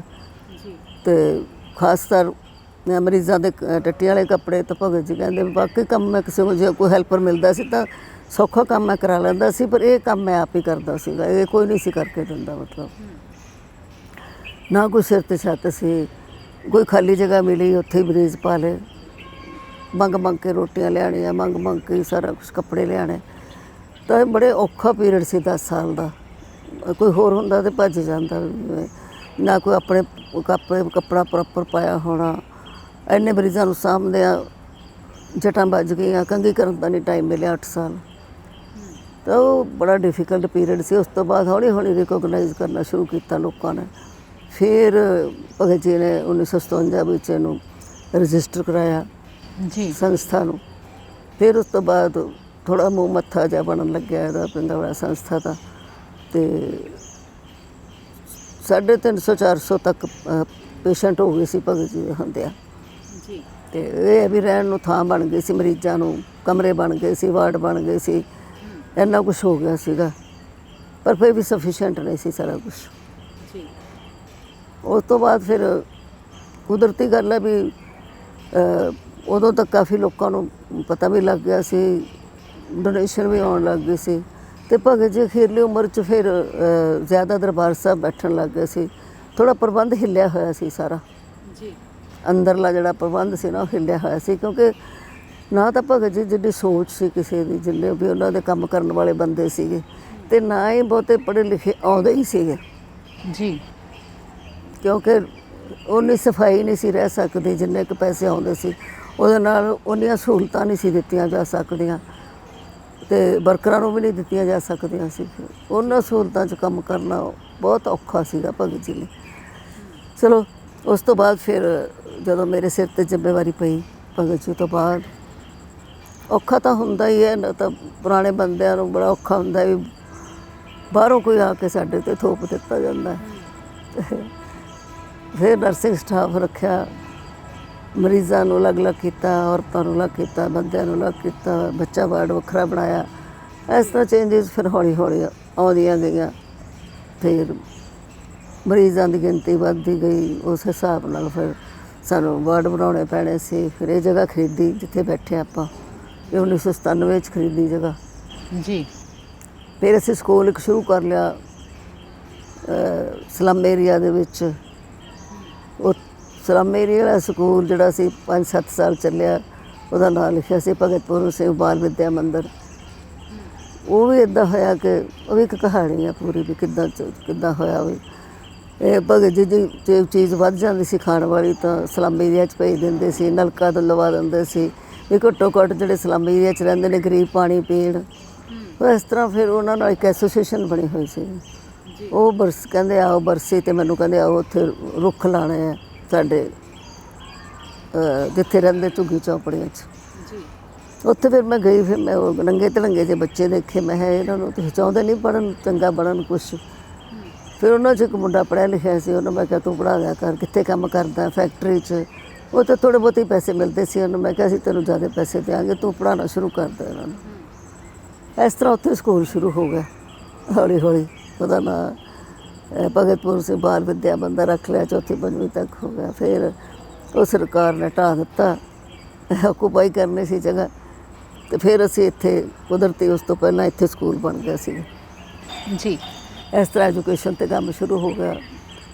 ਫਿਰ ਪਹਿਲਾਂ ਸਪੈਸ਼ਲ ਬੱਚਿਆਂ ਲਈ ਕੋਈ ਸਕੂਲ ਦਾ ਇੰਤਜ਼ਾਮ ਨਹੀਂ ਸੀ, ਨਾ ਹੀ ਕੋਈ ਸੋਚਦਾ ਸੀ ਵੀ ਇਹ ਕੁਛ ਸਿੱਖ ਸਕਦੇ ਆ। ਪਰ ਹੌਲੀ ਹੌਲੀ ਚੇਂਜ ਆਈ। ਇਹ ਚੰਗੀ ਚੇਂਜ ਸੀ ਕਿ ਲੋਕਾਂ ਨੇ ਸਪੈਸ਼ਲ ਬੱਚਿਆਂ ਵੱਲ ਧਿਆਨ ਦੇਣਾ ਸ਼ੁਰੂ ਕੀਤਾ, ਸਕੂਲ ਖੁੱਲ੍ਹ ਗਏ। ਤਾਂ ਫਿਰ ਅਸੀਂ ਵੀ ਸਕੂਲ ਸ਼ੁਰੂ ਕੀਤਾ ਸਪੈਸ਼ਲ ਬੱਚਿਆਂ ਦਾ। ਫਿਰ ਡੈਫ ਬੱਚੇ ਸੀ ਤਾਂ ਡੈਫ ਬੱਚਿਆਂ ਦਾ ਸਕੂਲ ਸ਼ੁਰੂ ਕੀਤਾ। ਜਿਸ ਤਰ੍ਹਾਂ ਸਾਡੇ ਪਰਿਵਾਰ ਦੇ ਮੈਂਬਰ ਸੀ ਉਹੋ ਜਿਹੀ ਉਹਨੀਆਂ ਸਹੂਲਤਾਂ ਦੇਣੀਆਂ ਸ਼ੁਰੂ ਕੀਤੀਆਂ ਸੀ। ਫਿਰ ਮੈਂ ਇੱਕ ਵੀਡੀਓ ਦੇਖੀ, ਇਹਦੇ 'ਚ ਬਣਾਵਟੀ ਅੰਗ ਕੇਂਦਰ ਵਾਲੇ ਕਾਫੀ ਕੁਛ ਕਰ ਸਕਦੇ ਸੀਗੇ। ਫਿਰ ਮੈਂ ਸੋਚਿਆ ਵੀ ਇਹ ਵੀ ਸ਼ੁਰੂ ਕਰ ਲਈਏ। ਤਾਂ ਉਹ ਵੀ ਚੱਲ ਰਿਹਾ ਬਾਬਾ ਜੀ ਦੇ 14 ਤੋਂ ਸ਼ੁਰੂ ਕੀਤਾ। ਜਨਮ ਸ਼ਤਾਬਦੀ ਸੀ ਭਗਤ ਜੀ ਦੀ 2014 'ਚ। ਫਿਰ ਇਨਵਾਇਰਮੈਂਟ ਬਾਰੇ ਬਾਬਾ ਜੀ ਬਹੁਤ ਚਿੰਤਾ ਤੋਂ ਹੁੰਦੇ ਸੀਗੇ, ਰੁੱਖ ਲਾਓ, ਬੜਾ ਕੁਛ, ਬੜੀਆਂ ਕਿਤਾਬਾਂ ਸਾਡੇ ਕੋਲ ਇਨਵਾਇਰਮੈਂਟ 'ਤੇ, ਸਭ ਤੋਂ ਵੱਧ ਕਿਤਾਬਾਂ ਇਨਵਾਇਰਮੈਂਟ ਦੀਆਂ ਪਿੰਗਲਵਾੜੇ ਕੋਲ ਨੇ। ਉਹ ਫਿਰ ਅਸੀਂ ਸੋਚਿਆ ਵੀ ਰੁੱਖ ਆਪ ਵੀ ਲਾਉਂਦੇ, ਬਾਬਾ ਜੀ ਆਪ ਵੀ ਲਵਾਉਂਦੇ ਰਹੇ ਨੇ ਹਸਪਤਾਲਾਂ 'ਚ ਜਾ ਕੇ, ਇੱਥੇ ਗੁਰੂ ਨਾਨਕ ਹਸਪਤਾਲ, ਸੰਗਰੂਰ ਸਿਵਲ ਹਸਪਤਾਲ 'ਚ ਬੈਠ ਕੇ ਰੁੱਖ ਲਵਾਏ, ਫਿਰ ਉਹਦੇ ਵਾਲੇ ਦੁਆਲੇ ਇੱਟਾਂ ਵੀ ਲਵਾਈਆਂ ਵੀ ਕੋਈ ਖਾ ਨਾ ਜਾਵੇ, ਗਾਂ ਵਗੈਰਾ, ਉਹਨਾਂ ਨੂੰ ਪਾਲਣ ਵਾਸਤੇ ਵੀ ਇੰਤਜ਼ਾਮ ਕੀਤਾ ਗਿਆ। ਫਿਰ ਅਸੀਂ ਸੋਚਿਆ ਵੀ ਅਸੀਂ ਨਰਸਰੀਆਂ 'ਚੋਂ ਲੈ ਕੇ ਤੇ ਲਾਉਂਦੇ ਰਹੇ, ਫਿਰ ਨਰਸਰੀ ਵਾਲੇ ਜਵਾਬ ਦੇਣ ਲੱਗ ਗਏ, ਫਿਰ ਅਸੀਂ ਆਪਣੀ ਨਰਸਰੀ ਸ਼ੁਰੂ ਕਰ ਲਈ। ਇਸ ਤਰ੍ਹਾਂ ਹੌਲੀ ਹੌਲੀ ਵੱਧਦਾ ਗਿਆ। ਫਿਰ ਜਦੋਂ ਪਤਾ ਲੱਗਿਆ ਵੀ ਮੰਦਬੁੱਧੀ ਬੱਚੇ ਜਿਹੜੇ ਪੈਦਾ ਹੁੰਦੇ ਆ, ਅਸੀਂ ਪੈਸਟੀਸਾਈਡ ਜਿਹੜਾ ਵਰਤਦੇ ਹਾਂ ਅਸੀਂ, ਉਹਦਾ ਬਹੁਤ ਵੱਡਾ ਅਸਰ ਹੈ। ਫਿਰ ਅਸੀਂ ਕੁਦਰਤੀ ਖੇਤੀ ਕਰਨੀ ਸ਼ੁਰੂ ਕੀਤੀ, ਜ਼ੀਰੋ ਬਜਟ ਕੁਦਰਤੀ ਖੇਤੀ ਵੀ ਪਿੰਗਲਵਾੜਾ ਸੰਸਥਾ ਨੇ ਸ਼ੁਰੂ ਕੀਤੀ। ਅਤੇ ਫਿਰ ਜਿਹੜੇ ਡੈਫ ਬੱਚੇ ਸੀ ਉਹਨਾਂ ਦਾ ਅਸੀਂ ਸੈਮੀਨਾਰ ਕੀਤਾ ਡੈਫਨੈਸ 'ਤੇ, ਅਤੇ ਸੋਚਿਆ ਆਪਰੇਸ਼ਨ ਹੈ ਉਹਦੇ ਨਾਲ ਠੀਕ ਹੋ ਸਕਦੇ ਨੇ ਬੱਚੇ, ਸੁਣ ਸਕਦੇ ਨੇ। ਫਿਰ ਉਹ ਸ਼ੁਰੂ ਕੀਤਾ, ਆਪਰੇਸ਼ਨ ਥੀਏਟਰ ਬਣਾਇਆ, ਕਈ ਬੱਚਿਆਂ ਦਾ 5-7 ਬੱਚਿਆਂ ਦੇ ਆਪਰੇਸ਼ਨ ਵੀ ਕਰਾਏ। ਜੀ ਵੀ ਜੀ ਇਸ ਵੇਲੇ ਤੁਹਾਡੀਆਂ ਕਿੰਨੀਆਂ ਸ਼ਾਖਾਵਾਂ ਚੱਲ ਰਹੀਆਂ ਨੇ ਤੇ ਕਿੱਥੇ ਕਿੱਥੇ ਨੇ? ਕੀ ਪੰਜਾਬ ਤੋਂ ਬਾਹਰ ਵੀ ਕੋਈ ਸ਼ਾਖਾ ਚੱਲ ਰਹੀ ਹੈ? ਭਗਤ ਪੂਰਨ ਸਿੰਘ ਚੰਡੀਗੜ੍ਹ ਹੈ ਸਾਡੀ, ਪਲਸੋਰਾ ਵਿਖੇ ਬ੍ਰਾਂਚ ਹੈਗੀ ਹੈ, ਬਾਕੀ ਪੰਜਾਬ 'ਚ ਹੀ ਹੈ, ਜਲੰਧਰ ਹੈ, ਗੋਇੰਦਵਾਲ ਹੈ, ਪੰਡੋਰੀ ਹੈ, ਸੰਗਰੂਰ ਹੈ, ਮਾਨਾਵਾਲਾ ਇੱਥੇ ਹੈ, ਪੰਡੋਰੀ ਇੱਥੇ ਪਿੰਡ ਹੈਗਾ ਪੰਡੋਰੀ ਤੇ ਗੋਇੰਦਵਾਲ ਬਾਬਾ ਜੀ ਮੇਰੇ ਸੀਗੀਆਂ, ਉਹਨਾਂ ਨੂੰ ਵੱਡਾ ਕੀਤਾ। ਜਲੰਧਰ ਨਹੀਂ ਸੀ ਹੈਗੀ, ਜਲੰਧਰ ਬਣਾਈ, ਫਿਰ ਸੰਗਰੂਰ ਬਣਾਈ, ਸੰਗਰੂਰ ਨੂੰ ਮੈਂ ਬਿਲੋਂਗ ਕਰਦੀ ਸੀ, ਮੈਨੂੰ ਪਤਾ ਸੀ ਵੀ ਇੱਥੇ ਲੋਕ ਚੰਗੇ ਨੇ, ਚਲਾ ਲੈਣਗੇ, ਕਿਉਂਕਿ ਪਿੰਗਲਵਾੜਾ ਤਾਂ ਸੰਗਤਾਂ ਨੇ ਚਲਾਓ, ਇਸ ਕਰਕੇ ਦੇਖਣਾ ਹੁੰਦਾ ਵੀ ਕਿੱਥੇ ਜਿਹੜੀ ਸੰਗਤ ਹੈ ਉਹ ਚਾਹੇ ਬਹੁਤ ਅਮੀਰ ਨਹੀਂ ਹੈਗੇ ਲੋਕ ਸੰਗਰੂਰ ਦੇ, ਕੋਈ ਕਾਰਖਾਨਾ ਨਹੀਂ, ਕੁਛ ਨਹੀਂ, ਭਾਈ ਬੰਦੇ ਮਨ ਅੱਛੇ ਨੇ ਉਹਨਾਂ ਦੇ ਜੀ, ਨਾਲੇ ਜੁੜੇ ਹੋਏ ਆ। ਮੇਰੇ ਪਾਪਾ ਨੇ ਉੱਥੇ ਕੰਮ ਕੀਤਾ, ਫਿਰ ਮੈਂ ਕੰਮ ਕੀਤਾ, ਮੇਰੀ ਸਿਸਟਰ ਵੀ ਉੱਥੇ ਸੀਗੀ ਡਿਸਟ੍ਰਿਕਟ ਅਟਾਰਨੀ, ਇਸ ਕਰਕੇ ਲੋਕ ਜਾਣਦੇ ਸੀਗੇ ਇੱਥੇ ਸੌਖਾ ਚੱਲ ਜੂਗਾ ਇੱਥੇ। ਵੀ ਜੀ ਇੱਕ ਸਵਾਲ ਮੇਰੇ ਜ਼ਿਹਨ ਦੇ ਵਿੱਚ ਵਾਰ-ਵਾਰ ਆ ਰਿਹਾ, ਤੁਸੀਂ ਕਿਹਾ ਕਿ ਪਿੰਗਲਵਾੜਾ ਨੂੰ ਸੰਗਤਾਂ ਨੇ ਚਲਾਉਣਾ। ਅਕਸਰ ਸਾਡੇ ਦਰਸ਼ਕ ਵੀ ਇਹ ਜ਼ਰੂਰ ਜਾਣਨਾ ਚਾਹਣਗੇ ਕਿ ਹਾੜੀ ਸੌਣੀ ਦੇ ਦਿਨ ਜਦੋਂ ਹੁੰਦੇ ਨੇ ਉਦੋਂ ਵੀ ਜਾਂ ਕਦੇ ਵੀ ਜਿਹੜਾ ਹੈ ਪਿੰਗਲਵਾੜੇ ਵੱਲੋਂ ਕੀ ਕੋਈ ਜਾਂਦਾ ਹੈ ਕਿ ਸਾਨੂੰ ਰਸਦ ਚਾਹੀਦੀ ਹੈ ਜਾਂ ਸਾਨੂੰ ਅਨਾਜ ਚਾਹੀਦਾ ਜਾਂ ਕੱਪੜੇ ਚਾਹੀਦੇ ਨੇ? ਕਿਉਂਕਿ ਥੋੜ੍ਹੇ ਸਮੇਂ ਬਾਅਦ ਹੀ ਜਿਸ ਇਲਾਕੇ 'ਚ ਅਸੀਂ ਰਹਿੰਦੇ ਹਾਂ ਅਸੀਂ ਦੇਖਦੇ ਹਾਂ ਕਿ ਕਦੇ ਨਾ ਕਦੇ ਉੱਥੇ ਜਿਹੜਾ ਹੈ ਪਿੰਗਲਵਾੜੇ ਦੇ ਨਾਮ 'ਤੇ ਇਸ ਤਰ੍ਹਾਂ ਦੀਆਂ ਸੰਸਥਾਵਾਂ ਆਉਂਦੀਆਂ ਨੇ, ਜਾਂ ਕੀ ਪਹਿਚਾਣ ਹੈ ਕਿ ਇਹ ਪਿੰਗਲਵਾੜੇ ਤੋਂ ਆਏ ਨੇ? ਸਾਡੇ ਵੱਲੋਂ ਪਿੰਗਲਵਾੜਾ ਸੰਸਥਾ ਵੱਲੋਂ ਕੋਈ ਅਨਾਜ, ਰਾਸ਼ਨ ਜਾਂ ਕੱਪੜਾ ਲੈਣ ਨਹੀਂ ਜਾਂਦਾ ਹੈ। ਜੇ ਜਾਂਦੇ ਨੇ ਤਾਂ ਫੰਡ ਕਲੈਕਟਰ ਹੁੰਦੇ ਜਿਨ੍ਹਾਂ ਕੋਲ ਰਸੀਦ ਬੁੱਕ ਹੁੰਦੀ ਹੈ, ਅਤੇ ਉਹਨਾਂ ਕੋਲ ਆਇਡੈਂਟੀ ਕਾਰਡ ਵੀ ਹੁੰਦਾ। ਉਹ ਸਿਰਫ ਜੇ ਤੁਸੀਂ ਪੈਸੇ ਦੇਣੇ ਉਹਦੀ ਰਸੀਦ ਕੱਟਦੇ ਨੇ, ਅਦਰਵਾਈਜ਼ ਹੋਰ ਕੋਈ ਤਰੀਕਾ ਨਹੀਂ ਹੈਗਾ। ਨਾ ਕੋਈ ਅਨਾਜ ਲੈਣ ਅਨਾਜ ਵਾਸਤੇ ਜਾਂਦਾ, ਅਨਾਜ ਤਾਂ ਸੰਗਤਾਂ ਆਪੇ ਹੀ ਦੇ ਜਾਂਦੀਆਂ ਇੱਥੇ ਆ ਕੇ, ਸਾਨੂੰ ਲੋੜ ਨਹੀਂ ਪੈਂਦੀ ਜਾਣ ਦੀ ਹੈ। ਪਿੰਗਲਵਾੜੇ ਵੱਲੋਂ ਕਦੇ ਵੀ ਅਨਾਜ ਲੈਣ ਪਿੰਡਾਂ ਦੇ ਵਿੱਚ ਨਹੀਂ ਭੇਜਿਆ ਜਾਂਦਾ? ਨਹੀਂ, ਕਦੇ ਵੀ ਨਹੀਂ ਗਏ ਜੀ। ਤੇ ਫਿਰ ਇਹ ਜਿਹੜੇ ਫਰਜ਼ੀ ਅਨਸਰ ਪਿੰਗਲਵਾੜਾ ਦੇ ਨਾਮ ਤੇ ਫਿਰ ਰਹੇ ਨੇ, ਤੁਹਾਨੂੰ ਇਹਨਾਂ ਬਾਬਤ ਕਦੇ ਜਾਣਕਾਰੀ ਮਿਲੀ ਜਾਂ ਕੋਈ ਪੁਲਿਸ ਕਾਰਵਾਈ? ਜਾਣਕਾਰੀ ਤਾਂ ਮਿਲਦੀ, ਟੈਲੀਫੋਨ ਆ ਜਾਂਦਾ ਸੰਗਤਾਂ ਦੇ ਵੀ ਇਹ ਬੰਦੇ ਆਏ ਨੇ ਜੀ, ਇਹ ਅਨਾਜ ਮੰਗਦੇ ਨੇ ਸਾਡੇ ਕੋਲੋਂ ਜੀ, ਤੁਹਾਡੇ ਨੇ। ਅਸੀਂ ਫਿਰ ਮਨਾ ਕਰ ਦਿੰਦੇ ਵੀ ਸਾਡੇ ਨਹੀਂ ਹੈਗੇ, ਤੁਸੀਂ ਜੋ ਸਜ਼ਾ ਦੇਣੀ ਦੇ ਦਿਓ, ਸੰਗਤਾਂ ਸਾਡੀਆਂ ਹੈਲਪ ਕਰਨ। ਇਹ ਤਾਂ ਲੋਕੀ ਨਾ ਕਈ ਭਾਸ਼ੜੇ ਤਾਂ ਇੰਗਲੈਂਡ ਵੀ ਪਹੁੰਚ ਗਏ ਜੀ, ਉੱਥੇ ਵੀ ਲੋਕਾਂ ਕੋਲੋਂ ਪੈਸੇ ਮੰਗਦੇ ਪਿੰਗਲਵਾੜੇ ਦੇ ਨਾਮ 'ਤੇ। ਤਾਂ ਇਹ ਵੀ ਇੱਕ ਪਿੰਗਲਾ ਘਰ ਖੁੱਲ੍ਹਿਆ ਹੋਇਆ, ਇੱਕ ਪਿੰਗਲਾ ਆਸ਼ਰਮ ਹੈਗਾ ਪਟਿਆਲੇ। ਜਿਹੜਾ ਪਟਿਆਲੇ ਸੀਗਾ ਉਹ ਤਕਰੀਬਨ ਇੱਥੋਂ ਦੇ ਚੋਰ ਕੱਢੇ ਹੋਏ ਸੀ ਸ਼ੁਰੂ 'ਚ ਜੀ, ਇੱਥੋਂ ਹੀ ਮਤਲਬ ਟ੍ਰੇਨਿੰਗ ਲਈ ਹੁੰਦੀ ਆ ਉਹਨਾਂ ਨੇ। ਤਾਂ ਉਹਨਾਂ ਨੇ ਉਦੋਂ ਭਗਤ ਜੀ ਨੇ ਕਾਫੀ ਆਬਜੈਕਟ ਵੀ ਕੀਤਾ ਸੀਗਾ, ਸਰਕਾਰ ਨੂੰ ਵੀ ਲਿਖ ਕੇ ਦਿੱਤਾ ਸੀ ਵੀ ਇਹ ਗਲਤ ਗੱਲ ਹੈਗੀ ਹੈ। ਪਿੰਗਲ ਜਿਹੜਾ ਲਫ਼ਜ਼ ਹੈ ਉਹ ਮੇਰੇ ਵਾਸਤੇ ਰਿਜ਼ਰਵ ਹੋਣਾ ਚਾਹੀਦਾ, ਐ ਨਹੀਂ ਵੀ ਕੋਈ ਪਿੰਗਲਾ ਘਰ ਖੋਲ੍ਹ ਲਵੇ ਜਾਂ ਪਿੰਗਲਾ ਆਸ਼ਰਮ ਖੋਲ੍ਹ ਲਵੇ। ਇਹ ਪਿੰਗਲ ਲਫ਼ਜ਼ ਇਸ ਜਿਹੜੇ ਮੇਰੀ ਸੰਸਥਾ ਉਹਦੇ ਵਾਸਤੇ ਹੋਣਾ ਚਾਹੀਦਾ। ਬਾਕੀ ਕੋਈ ਹੋਰ ਨਾਂ ਥੱਲੇ ਜੋ ਮਰਜ਼ੀ ਕਰੇ, ਪਰ ਕਿਸੇ ਨੇ ਸੁਣਾਈ ਨਹੀਂ ਕੀਤੀ। ਚਿੱਠੀਆਂ ਲਿਖੀਆਂ ਭਗਤ ਜੀ ਨੇ ਕਾਫੀ, ਇੱਕ ਕਿਤਾਬ 'ਚ ਵੀ ਪੂਰਾ ਛਾਪਿਆ ਹੋਇਆ ਵੀ ਜਿਹੜਾ ਪਟਿਆਲੇ ਵਾਲਾ ਉਹ ਕਿਸ ਤਰ੍ਹਾਂ ਮੋਹਨ ਸਿੰਘ ਸੀ ਜਿਹੜਾ ਭਗਤ ਜੀ ਕੋਲ ਰਹਿੰਦਾ ਸੀ, ਚੋਰੀ ਕਰਦਾ ਫੜਿਆ ਗਿਆ, ਉਹਨੂੰ ਕੱਢਤਾ ਉਹਨੇ। ਉੱਥੇ ਪਟਿਆਲੇ ਜਾ ਕੇ ਪਹਿਲਾਂ ਦੁੱਖ ਨਿਵਾਰਨ ਦੇ ਬਾਹਰ ਜਿਹੜੇ ਮੰਗਤੇ ਬੈਠੇ ਸੀ ਉਹਨਾਂ ਨੂੰ ਬਿਠਾ ਕੇ ਅਤੇ ਆਪਣਾ ਕੰਮ ਸ਼ੁਰੂ ਕਰ ਲਿਆ, ਲੰਗਰ 'ਚ ਰੋਟੀ ਲੈ ਕੇ ਖਵਾ ਦਿਆ ਕਰੇ। ਹੌਲੀ ਹੌਲੀ ਫਿਰ ਇੰਝ ਭਗਤ ਜੀ ਨੂੰ ਇੰਝ ਮਹਿਸੂਸ ਹੋਇਆ ਵੀ ਕੁਛ ਪੋਲੀਟੀਕਲ ਬੰਦੇ ਜਿਹੜੇ ਨੇ ਉਹ ਮੈਨੂੰ ਖਰਾਬ ਕਰਨਾ ਚਾਹੁੰਦੇ ਆ ਜੀ। ਤੇ ਉਹਨੂੰ ਮਤਲਬ ਪ੍ਰਮੋਟ ਕਰਦੇ ਆ। ਉਸ ਬੰਦੇ ਨੂੰ ਫਿਰ ਉਹ ਇਸ ਤਰ੍ਹਾਂ ਜਿਹੜਾ ਜਲੰਧਰ ਵਾਲਾ ਉਹ ਵੀ ਭਗਤ ਜੀ ਨੇ ਸ਼ੁਰੂ ਕੀਤਾ ਸੀ, ਉਹ ਵੀ ਉੱਥੇ ਮਾਸ਼ਾ ਨੇ ਖੋਲ੍ਹਿਆ ਭਗਤ ਜੀ ਕੋਲੋਂ ਜੀ। ਤੇ ਨਾਮ ਭਗਤ ਜੀ ਨੇ ਬਹੁਤ ਕਿਹਾ ਵੀ ਇਹ ਜਿਹੜਾ ਪਿੰਗਲ ਲਫ਼ਜ਼ ਨਹੀਂ ਹੋਣਾ ਚਾਹੀਦਾ, ਕਿਉਂਕਿ ਪਿੰਗਲਵਾੜਾ ਉਹਨਾਂ ਦੇ ਵੱਲੋਂ ਸ਼ੁਰੂ ਕੀਤੀ ਹੋਈ ਇੱਕ ਸੰਸਥਾ ਹੈ ਨਾ। ਹਾਂ ਜੀ। ਤੇ ਰਜਿਸਟਰਡ ਹੋਇਆ ਤੇ ਇਸ ਕਰਕੇ ਹੋਰਾਂ ਨੂੰ ਇਸ ਨਾਮ ਤੇ ਰਜਿਸਟਰਡ ਹੋਣਾ ਨਹੀਂ ਚਾਹੀਦਾ। ਤੇ ਸਾਡੇ ਵੱਲੋਂ ਤਾਂ ਕੋਈ ਨਹੀਂ ਜਾਂਦਾ ਹੈਗਾ, ਅਸੀਂ ਤਾਂ ਕਿਤਾਬਾਂ 'ਚ ਵੀ ਬਹੁਤ ਲਿਖਿਆ ਹੈ ਵੀ ਅਸੀਂ ਇਸ਼ਤਿਹਾਰ ਵੱਖਰਾ ਵੀ ਛਾਪਿਆ ਹੋਇਆ ਵੀ ਸਾਡੇ ਵੱਲੋਂ ਕੋਈ ਨਹੀਂ ਆਉਂਦਾ, ਨਾ ਗੱਡੀਆਂ 'ਚ ਕੋਈ ਮੰਗਣ ਜਾਂਦਾ। ਉਹ ਵੀ 15-16 ਤੋਂ ਬਾਅਦ ਅਸੀਂ ਬੰਦ ਕਰਤੇ ਹੋਏ ਨੇ। ਗੱਡੀਆਂ ਜਿਹੜੇ ਸਤੂਕੜੀਆਂ ਲੈ ਕੇ ਜਾਂਦੇ ਸੀ ਉਹ ਵੀ ਬਹੁਤ ਫੇਕ ਹੋ ਗਏ ਸੀ, ਜ਼ਿਆਦਾ ਹੀ ਫੇਕ ਹੋ ਗਏ ਸੀ। ਜਿਵੇਂ ਬੱਸਾਂ ਦੇ ਵਿੱਚ ਜਿਹੜੇ ਚੜ੍ਹਦੇ ਆ ਪਿੰਗਲਵਾੜੇ ਦੇ ਨਾਮ ਹਾਂ, ਤੇ, ਉਹ ਵੀ ਸਾਡੇ ਵੱਲੋਂ ਬੰਦ ਹੈ, ਬਿਲਕੁਲ ਕੋਈ ਨਹੀਂ ਜਾਂਦਾ ਸਾਡੇ ਵੱਲੋਂ। ਜੀ। ਉਹਨਾਂ ਨੂੰ ਪਿੰਗਲਵਾੜੇ ਵੱਲੋਂ ਨਹੀਂ ਭੇਜਿਆ ਜਾ ਰਿਹਾ? ਨਹੀਂ, ਬਿਲਕੁਲ ਨਹੀਂ। ਔਰ ਸੰਗਤਾਂ ਨੂੰ ਅਪੀਲ ਹੈ ਕਿ ਸਗੋਂ ਇਹੋ ਜਿਹੇ ਲੋਕਾਂ ਨੂੰ ਮੂੰਹ ਨਾ ਲਾਉਣ ਔਰ ਉਹਨਾਂ ਨੂੰ ਪੁੱਛਣ ਵੀ ਤੁਸੀਂ ਕਿਉਂ ਪਿੰਗਲਵਾੜੇ ਦਾ ਨਾਂ ਵਰਤਦੇ ਹੋ। ਜੀ। ਜਿਹੜੀ ਸੰਸਥਾ ਤੋਂ ਆਏ ਉਹਦਾ ਨਾਂ ਵਰਤੋ। ਜੀ। ਜਿਵੇਂ ਪਿੰਗਲਾ ਆਸ਼ਰਮ ਤੋਂ ਆਉਣਗੇ ਪਟਿਆਲੇ ਤੋਂ ਤੇ ਨਾ ਪਿੰਗਲਵਾੜੇ ਦਾ ਵਰਤਣਗੇ। ਜ਼ਿਆਦਾਤਰ ਤੇ ਇਹੀ ਜਾਂਦੇ ਰਹੇ ਨੇ ਪਟਿਆਲੇ ਵਾਲੇ ਹੀ। ਜੀ। ਬੀਜੀ, ਇੱਕ ਗੱਲ ਮੈਂ ਤੁਹਾਡੇ ਤੋਂ ਜ਼ਰੂਰ ਜਾਣਨਾ ਚਾਹਾਂਗੀ ਕਿ ਤੁਹਾਡੇ ਜਿਹੜੇ ਇੱਥੋਂ ਦੇ ਬੱਚੇ ਨੇ, ਕੀ ਉਹ ਇਸ ਸੰਸਥਾ ਤੋਂ ਬਾਹਰ ਵੀ ਕਿਤੇ ਪੜ੍ਹਾਈ ਕਰ ਰਹੇ ਨੇ? ਹਾਂਜੀ, ਬਸ ਸਾਡੇ ਕੋਲ ਤਾਂ ਹੁਣ ਸੀਨੀਅਰ ਸੈਕੰਡਰੀ ਤੱਕ ਦਾ ਸਕੂਲ ਹੈ ਨਾ। ਇਸ ਤੋਂ ਬਾਅਦ ਜਿਹੜੇ ਬਾਹਰ ਜ਼ਿਆਦਾ ਪੜ੍ਹਨਾ ਉਹ ਬਾਹਰ ਹੀ ਪੜ੍ਹਦੇ ਨੇ ਫਿਰ। ਤੇ ਉਹਨਾਂ ਦੀ ਪੜ੍ਹਾਈ ਦਾ ਫਿਰ ਖਰਚਾ ਕੀ ਤੁਹਾਨੂੰ ਕੋਈ ਸਰਕਾਰੀ ਮਦਦ ਕਿਸੇ ਤਰ੍ਹਾਂ ਦੀ ਜਾਂ ਕੋਈ ਸੰਸਥਾ ਤੁਹਾਡੀ ਮਦਦ ਕਰਦੀ ਹੈ ਜਾਂ ਕਿਸ ਤਰ੍ਹਾਂ ਮੈਨੇਜ ਕਰਦੇ ਹੋ? ਨਹੀਂ, ਅਸੀਂ ਤਾਂ ਪਿੰਗਲਾ ਸੰਸਥਾ ਵੱਲੋਂ ਹੀ ਤਕਰੀਬਨ ਖਰਚ ਕੀਤਾ ਜਾਂਦਾ। ਅਸੀਂ ਤਾਂ ਬਾਹਰਲੇ ਬੱਚਿਆਂ ਨੂੰ ਵੀ ਜਿਹੜੇ ਸਾਡੇ ਇੱਥੇ ਪੜ੍ਹਦੇ ਨੇ, ਬਹੁਤ ਲਾਇਕ ਨੇ, ਅੱਛੇ ਨੰਬਰ ਲੈਂਦੇ ਨੇ, ਮੈਰਿਟ 'ਚ ਆ ਜਾਂਦੇ ਨੇ, ਜੇ ਉਹ ਵੀ ਬਾਹਰ ਪੜ੍ਹਨਾ ਚਾਹਣ ਤੇ ਉਹਨਾਂ ਦੀ ਵੀ ਮਦਦ ਕਰਦਾ ਪਿੰਗਲਵਾੜਾ। ਜੀ। ਜਿਹੜੇ ਬੱਚੇ ਤੁਹਾਡੇ ਇੱਥੇ ਨਹੀਂ ਵੀ ਰਹਿੰਦੇ ਉਹ ਵੀ ਇੱਥੇ ਦੇ ਸਕੂਲ 'ਚ ਪੜ੍ਹਦੇ ਨੇ? ਨਹੀਂ, ਸਾਡੇ ਕੋਲ ਜੇ ਨਹੀਂ ਵੀ ਸਕੂਲ 'ਚ ਪੜ੍ਹਦੇ, ਕੋਈ ਅਪਲਾਈ ਕਰਦਾ ਵੀ ਬਹੁਤ ਗਰੀਬ ਪਰਿਵਾਰ ਦੇ ਨਾਲ ਤੇ ਮੈਂ ਨੰਬਰ ਇੰਨੇ ਆਏ ਨੇ, ਮੈਂ ਅੱਗੇ ਪੜ੍ਹਨਾ ਚਾਹੁੰਦਾ, ਉਹਦੀ ਵੈਰੀਫਿਕੇਸ਼ਨ ਕਰਨ ਤੋਂ ਬਾਅਦ ਫਿਰ ਅਸੀਂ ਉਹਦੀ ਹੈਲਪ ਕਰਦੇ ਹਾਂ। ਜੀ। ਸਾਨੂੰ 3 ਸਾਲ ਹੋ ਗਏ ਮੇਰੇ ਖਿਆਲ, 15-16 ਤੋਂ ਚੱਲ ਰਿਹਾ ਇਹ ਐਜੂਕੇਸ਼ਨ ਫੰਡ ਸਾਡਾ। ਜੀ। ਸਾਡੇ ਇੱਕ ਮੈਂਬਰ ਨੇ ਆਪਣੇ ਕਾਫੀ ਪੈਸੇ ਜਮ੍ਹਾਂ ਕਰਾਏ ਸੀਗੇ ਐਜੂਕੇਸ਼ਨ ਫੰਡ ਵਾਸਤੇ, ਤੇ ਉਦੋਂ ਦਾ ਅਸੀਂ ਐਜੂਕੇਸ਼ਨ ਫੰਡ ਸ਼ੁਰੂ ਕੀਤਾ ਹੋਇਆ। ਜੇ ਕਿਸੇ ਨੇ ਵੀ ਚਾਹੁੰਦਾ ਹੈ, ਕੋਈ ਬੱਚਿਆਂ ਦੀ ਪੜ੍ਹਾਈ 'ਚ ਮਦਦ ਕਰਨਾ ਚਾਹੁੰਦਾ ਤੇ ਐਜੂਕੇਸ਼ਨ ਫੰਡ 'ਚ ਡੋਨੇਟ ਕਰਨਾ ਚਾਹੁੰਦਾ ਤਾਂ ਉਹਦੇ 'ਚ ਕਰ ਸਕਦਾ। ਤੇ ਜਦੋਂ ਬੱਚਾ ਘਰ ਦੇ ਵਿੱਚ ਰਹਿੰਦਾ ਤਾਂ ਇੱਕ ਹੋਰ ਮਾਹੌਲ ਹੁੰਦਾ, ਉਮਰ ਦੇ ਨਾਲ ਬੱਚਿਆਂ ਦੇ ਵਿੱਚ ਬਹੁਤ ਸਾਰੇ ਸਰੀਰਕ ਤੇ ਮਾਨਸਿਕ ਬਦਲਾਅ ਆਉਂਦੇ ਆ।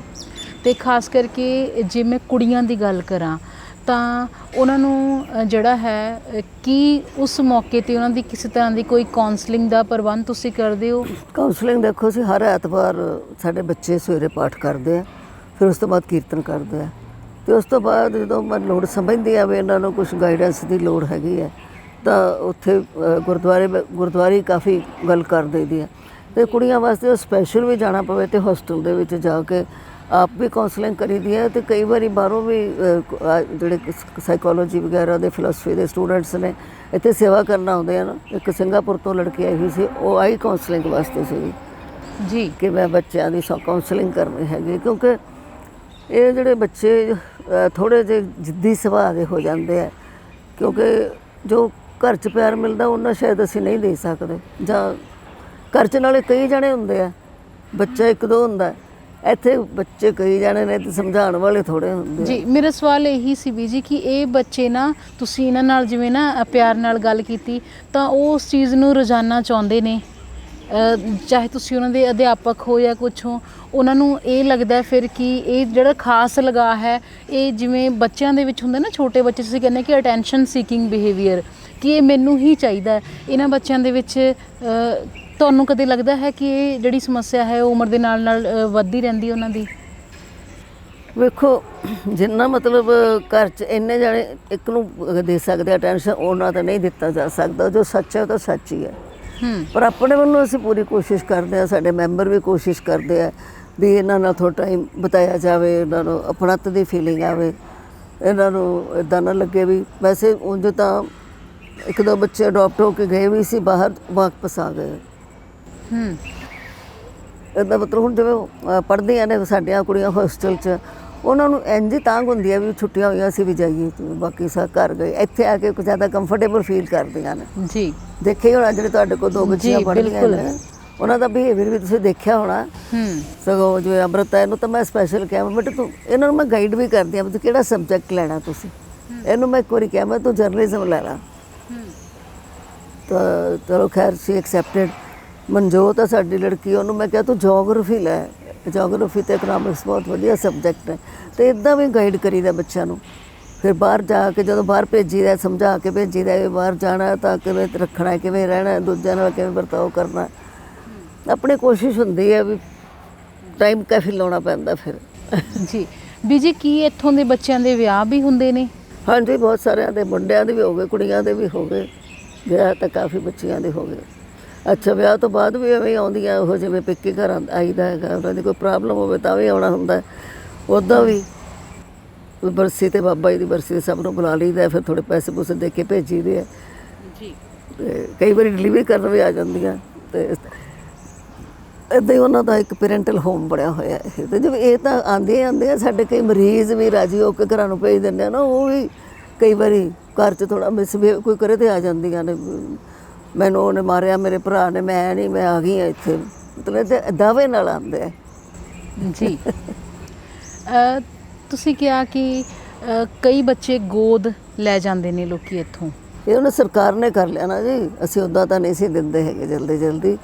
ਇਹ ਸਰਕਾਰ ਨੇ ਔਰ ਜਿਹੜੇ ਚਾਈਲਡ ਕੇਅਰ ਤਾਂ ਅਡੋਪਸ਼ਨ ਏਜੰਸੀ ਬਣਾਈ ਹੋਈ ਹੈ, ਕਾਰ ਏਜੰਸੀ, ਜਿੱਥੇ ਵੀ ਬੱਚੇ ਹੈਗੇ ਉਹ ਸਾਰਿਆਂ ਦਾ ਰੱਖਦੇ ਨੇ ਉਹ ਰਿਕਾਰਡ, ਤੇ ਉਹ ਤੁਹਾਨੂੰ ਫੋਰਸ ਕਰਦੇ ਫॉर ਅਡੋਪਸ਼ਨ, ਵੀ ਬੱਚਿਆਂ ਨੂੰ ਅਡੋਪਸ਼ਨ ਹੋਣੀ ਚਾਹੀਦੀ ਹੈ। ਸਰਕਾਰ ਦਾ ਇਹ ਨਵੀਂ ਚਾਈਲਡ ਵੈਲਫੇਅਰ ਕਮੇਟੀ ਬਣਾਈ ਹੈ, ਚਾਈਲਡ ਪ੍ਰੋਟੈਕਸ਼ਨ ਅਫਸਰ ਬਣੇ ਹੋਏ ਨੇ, ਇੱਕ ਪੂਰਾ ਮਹਿਕਮਾ ਆਜ਼ਾਦ ਹੋ ਗਿਆ ਹੈ ਜੀ।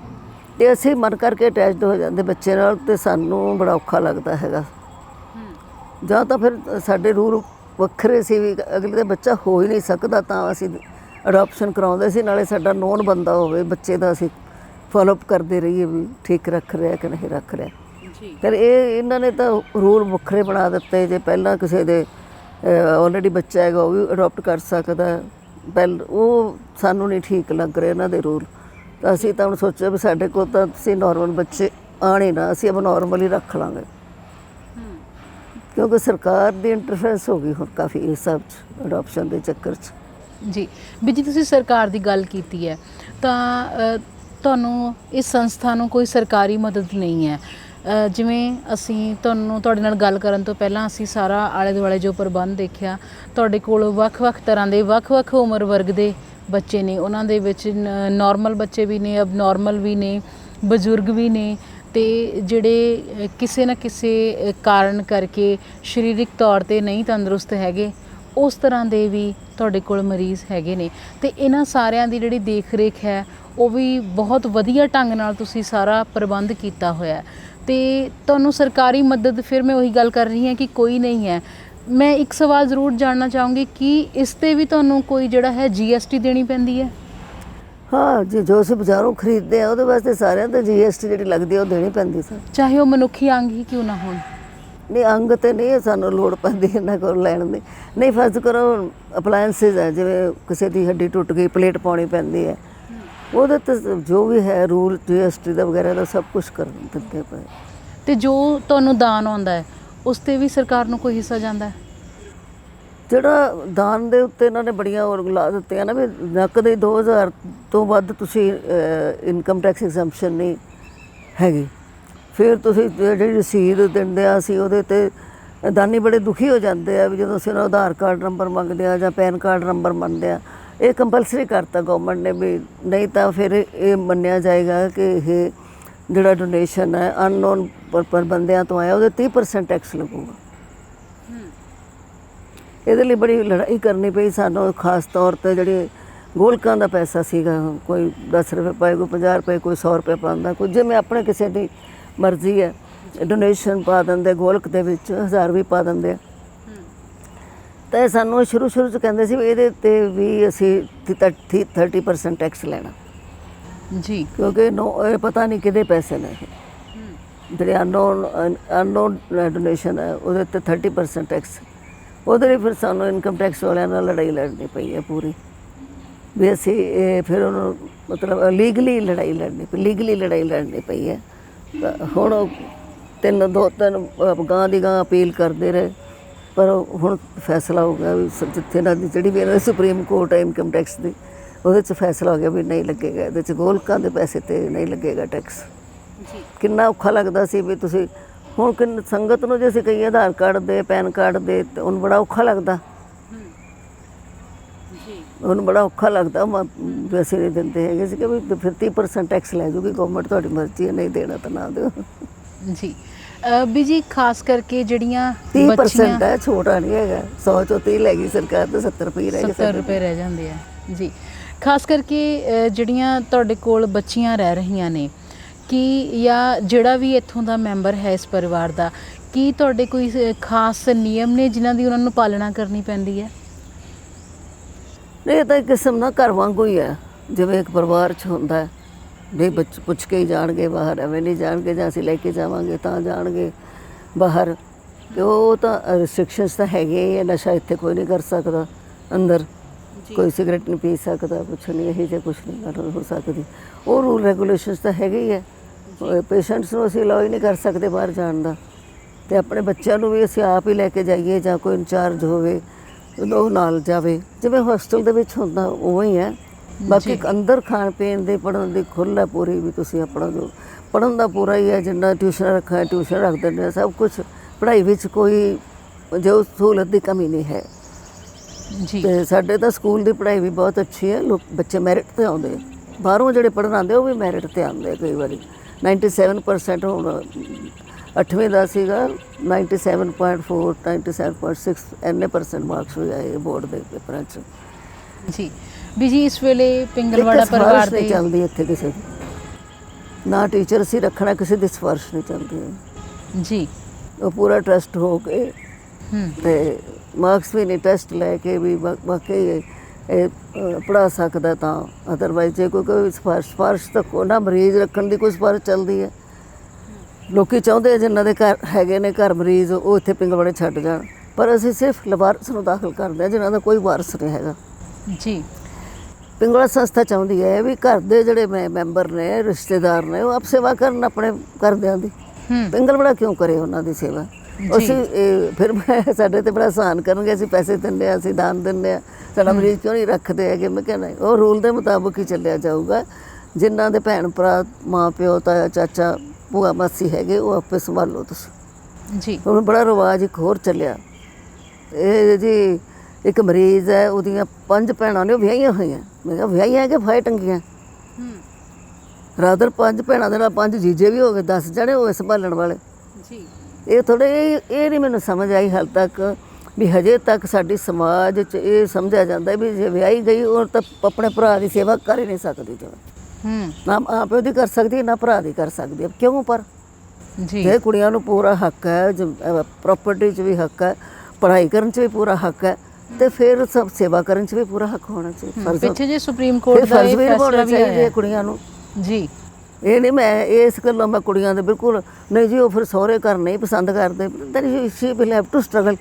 ਇਹ ਤਾਂ ਨਹੀਂ ਹੋ ਸਕਦਾ ਵੀ ਉਹਦਾ ਭਰਾ ਪਿੰਗਲਵਾੜੇ ਛੱਡ ਦਿਓ ਵੀ ਮੈਂ ਨਹੀਂ ਰੱਖ ਸਕਦੀ, ਮੇਰਾ ਤਾਂ ਵਿਆਹੀ ਹੋਈ ਹਾਂ, ਵੀ ਵਿਆਹੀ ਹੋਈ ਹਾਂ ਕਿ ਫਾਹੇ ਟੰਗੀ ਹੋਈ ਹਾਂ ਜੀ। ਇਹਦਾ ਤਾਂ ਵਿਆਹ ਦਾ ਮਤਲਬ ਹੀ ਹੋ ਗਿਆ ਜੋ ਫਾਂਸੀ ਟੰਗ 'ਤੇ ਗਈ ਕੁੜੀ। ਇਹ ਨਹੀਂ ਮੈਂ ਪਸੰਦ ਕਰਦੀ ਵੀ ਕੁੜੀਆਂ, ਜਿੱਥੇ ਮੈਂ ਕੁੜੀਆਂ ਚਾਹੁੰਦੀ ਹਾਂ ਵੀ ਤਗੜੀਆਂ ਹੋਣ, ਬਹਾਦਰ ਹੋਣ, ਹਾਂਜੀ, ਸਾਰਾ ਕੁਛ ਉਹਨਾਂ ਨੂੰ ਆਉਂਦਾ ਹੋਵੇ, ਮਤਲਬ ਗੱਡੀਆਂ ਚਲਾਉਣ, ਸਕੂਟਰ ਚਲਾਉਣ, ਜੋ ਮਰਜ਼ੀ, ਪਰ ਫਰਜ਼ ਵੀ ਪੂਰੇ ਕਰਨੇ ਚਾਹੀਦੇ ਜੀ। ਬਿਲਕੁਲ ਵੀ ਜੀ, ਤੁਹਾਡੇ ਵਾਲੀ ਗੱਲ ਪਿੱਛੇ ਜੇ ਨਾ ਸੁਪਰੀਮ ਕੋਰਟ ਦਾ ਇਹ ਡਿਸੀਜ਼ਨ ਵੀ ਆਇਆ ਹੈ ਕਿ ਜਿਹੜੀਆਂ ਕੁੜੀਆਂ ਨੇ ਉਹ ਵੀ ਮਾਂ ਪਿਓ ਨੂੰ ਸੰਭਾਲਣ ਲਈ ਓਨੀਆਂ ਹੀ ਜ਼ਿੰਮੇਵਾਰ ਨੇ ਜਿੰਨੇ ਮੁੰਡੇ। ਬਿਲਕੁਲ ਹੋਣਾ ਹੀ ਚਾਹੀਦਾ ਜੀ। ਭੈਣ ਭਰਾ ਤੁਹਾਡਾ ਭਰਾ ਹੈ, ਫਰਜ਼ ਕਰੋ। ਤੁਸੀਂ ਕਿਵੇਂ ਦੇਖ ਸਕਦੇ ਹੋ ਵੀ ਉਹ ਰੁਲ ਰਿਹਾ? ਉੱਦਾਂ ਤੁਸੀਂ ਪਿੰਗਲਵਾੜੇ ਹੋਣਾ ਨਹੀਂ ਚਾਹੁੰਦੇ, ਤੁਹਾਨੂੰ ਪਿੰਗਲਵਾੜਾ ਬੁਰਾ ਲੱਗਦਾ, ਪਰ ਭਰਾ ਆਪਣੇ ਨੂੰ ਛੱਡਣਾ ਚਾਹੁੰਦੇ ਹੋ, ਤੁਸੀਂ ਮਾਂ ਨੂੰ ਛੱਡਣਾ ਚਾਹੁੰਦੇ ਜੀ।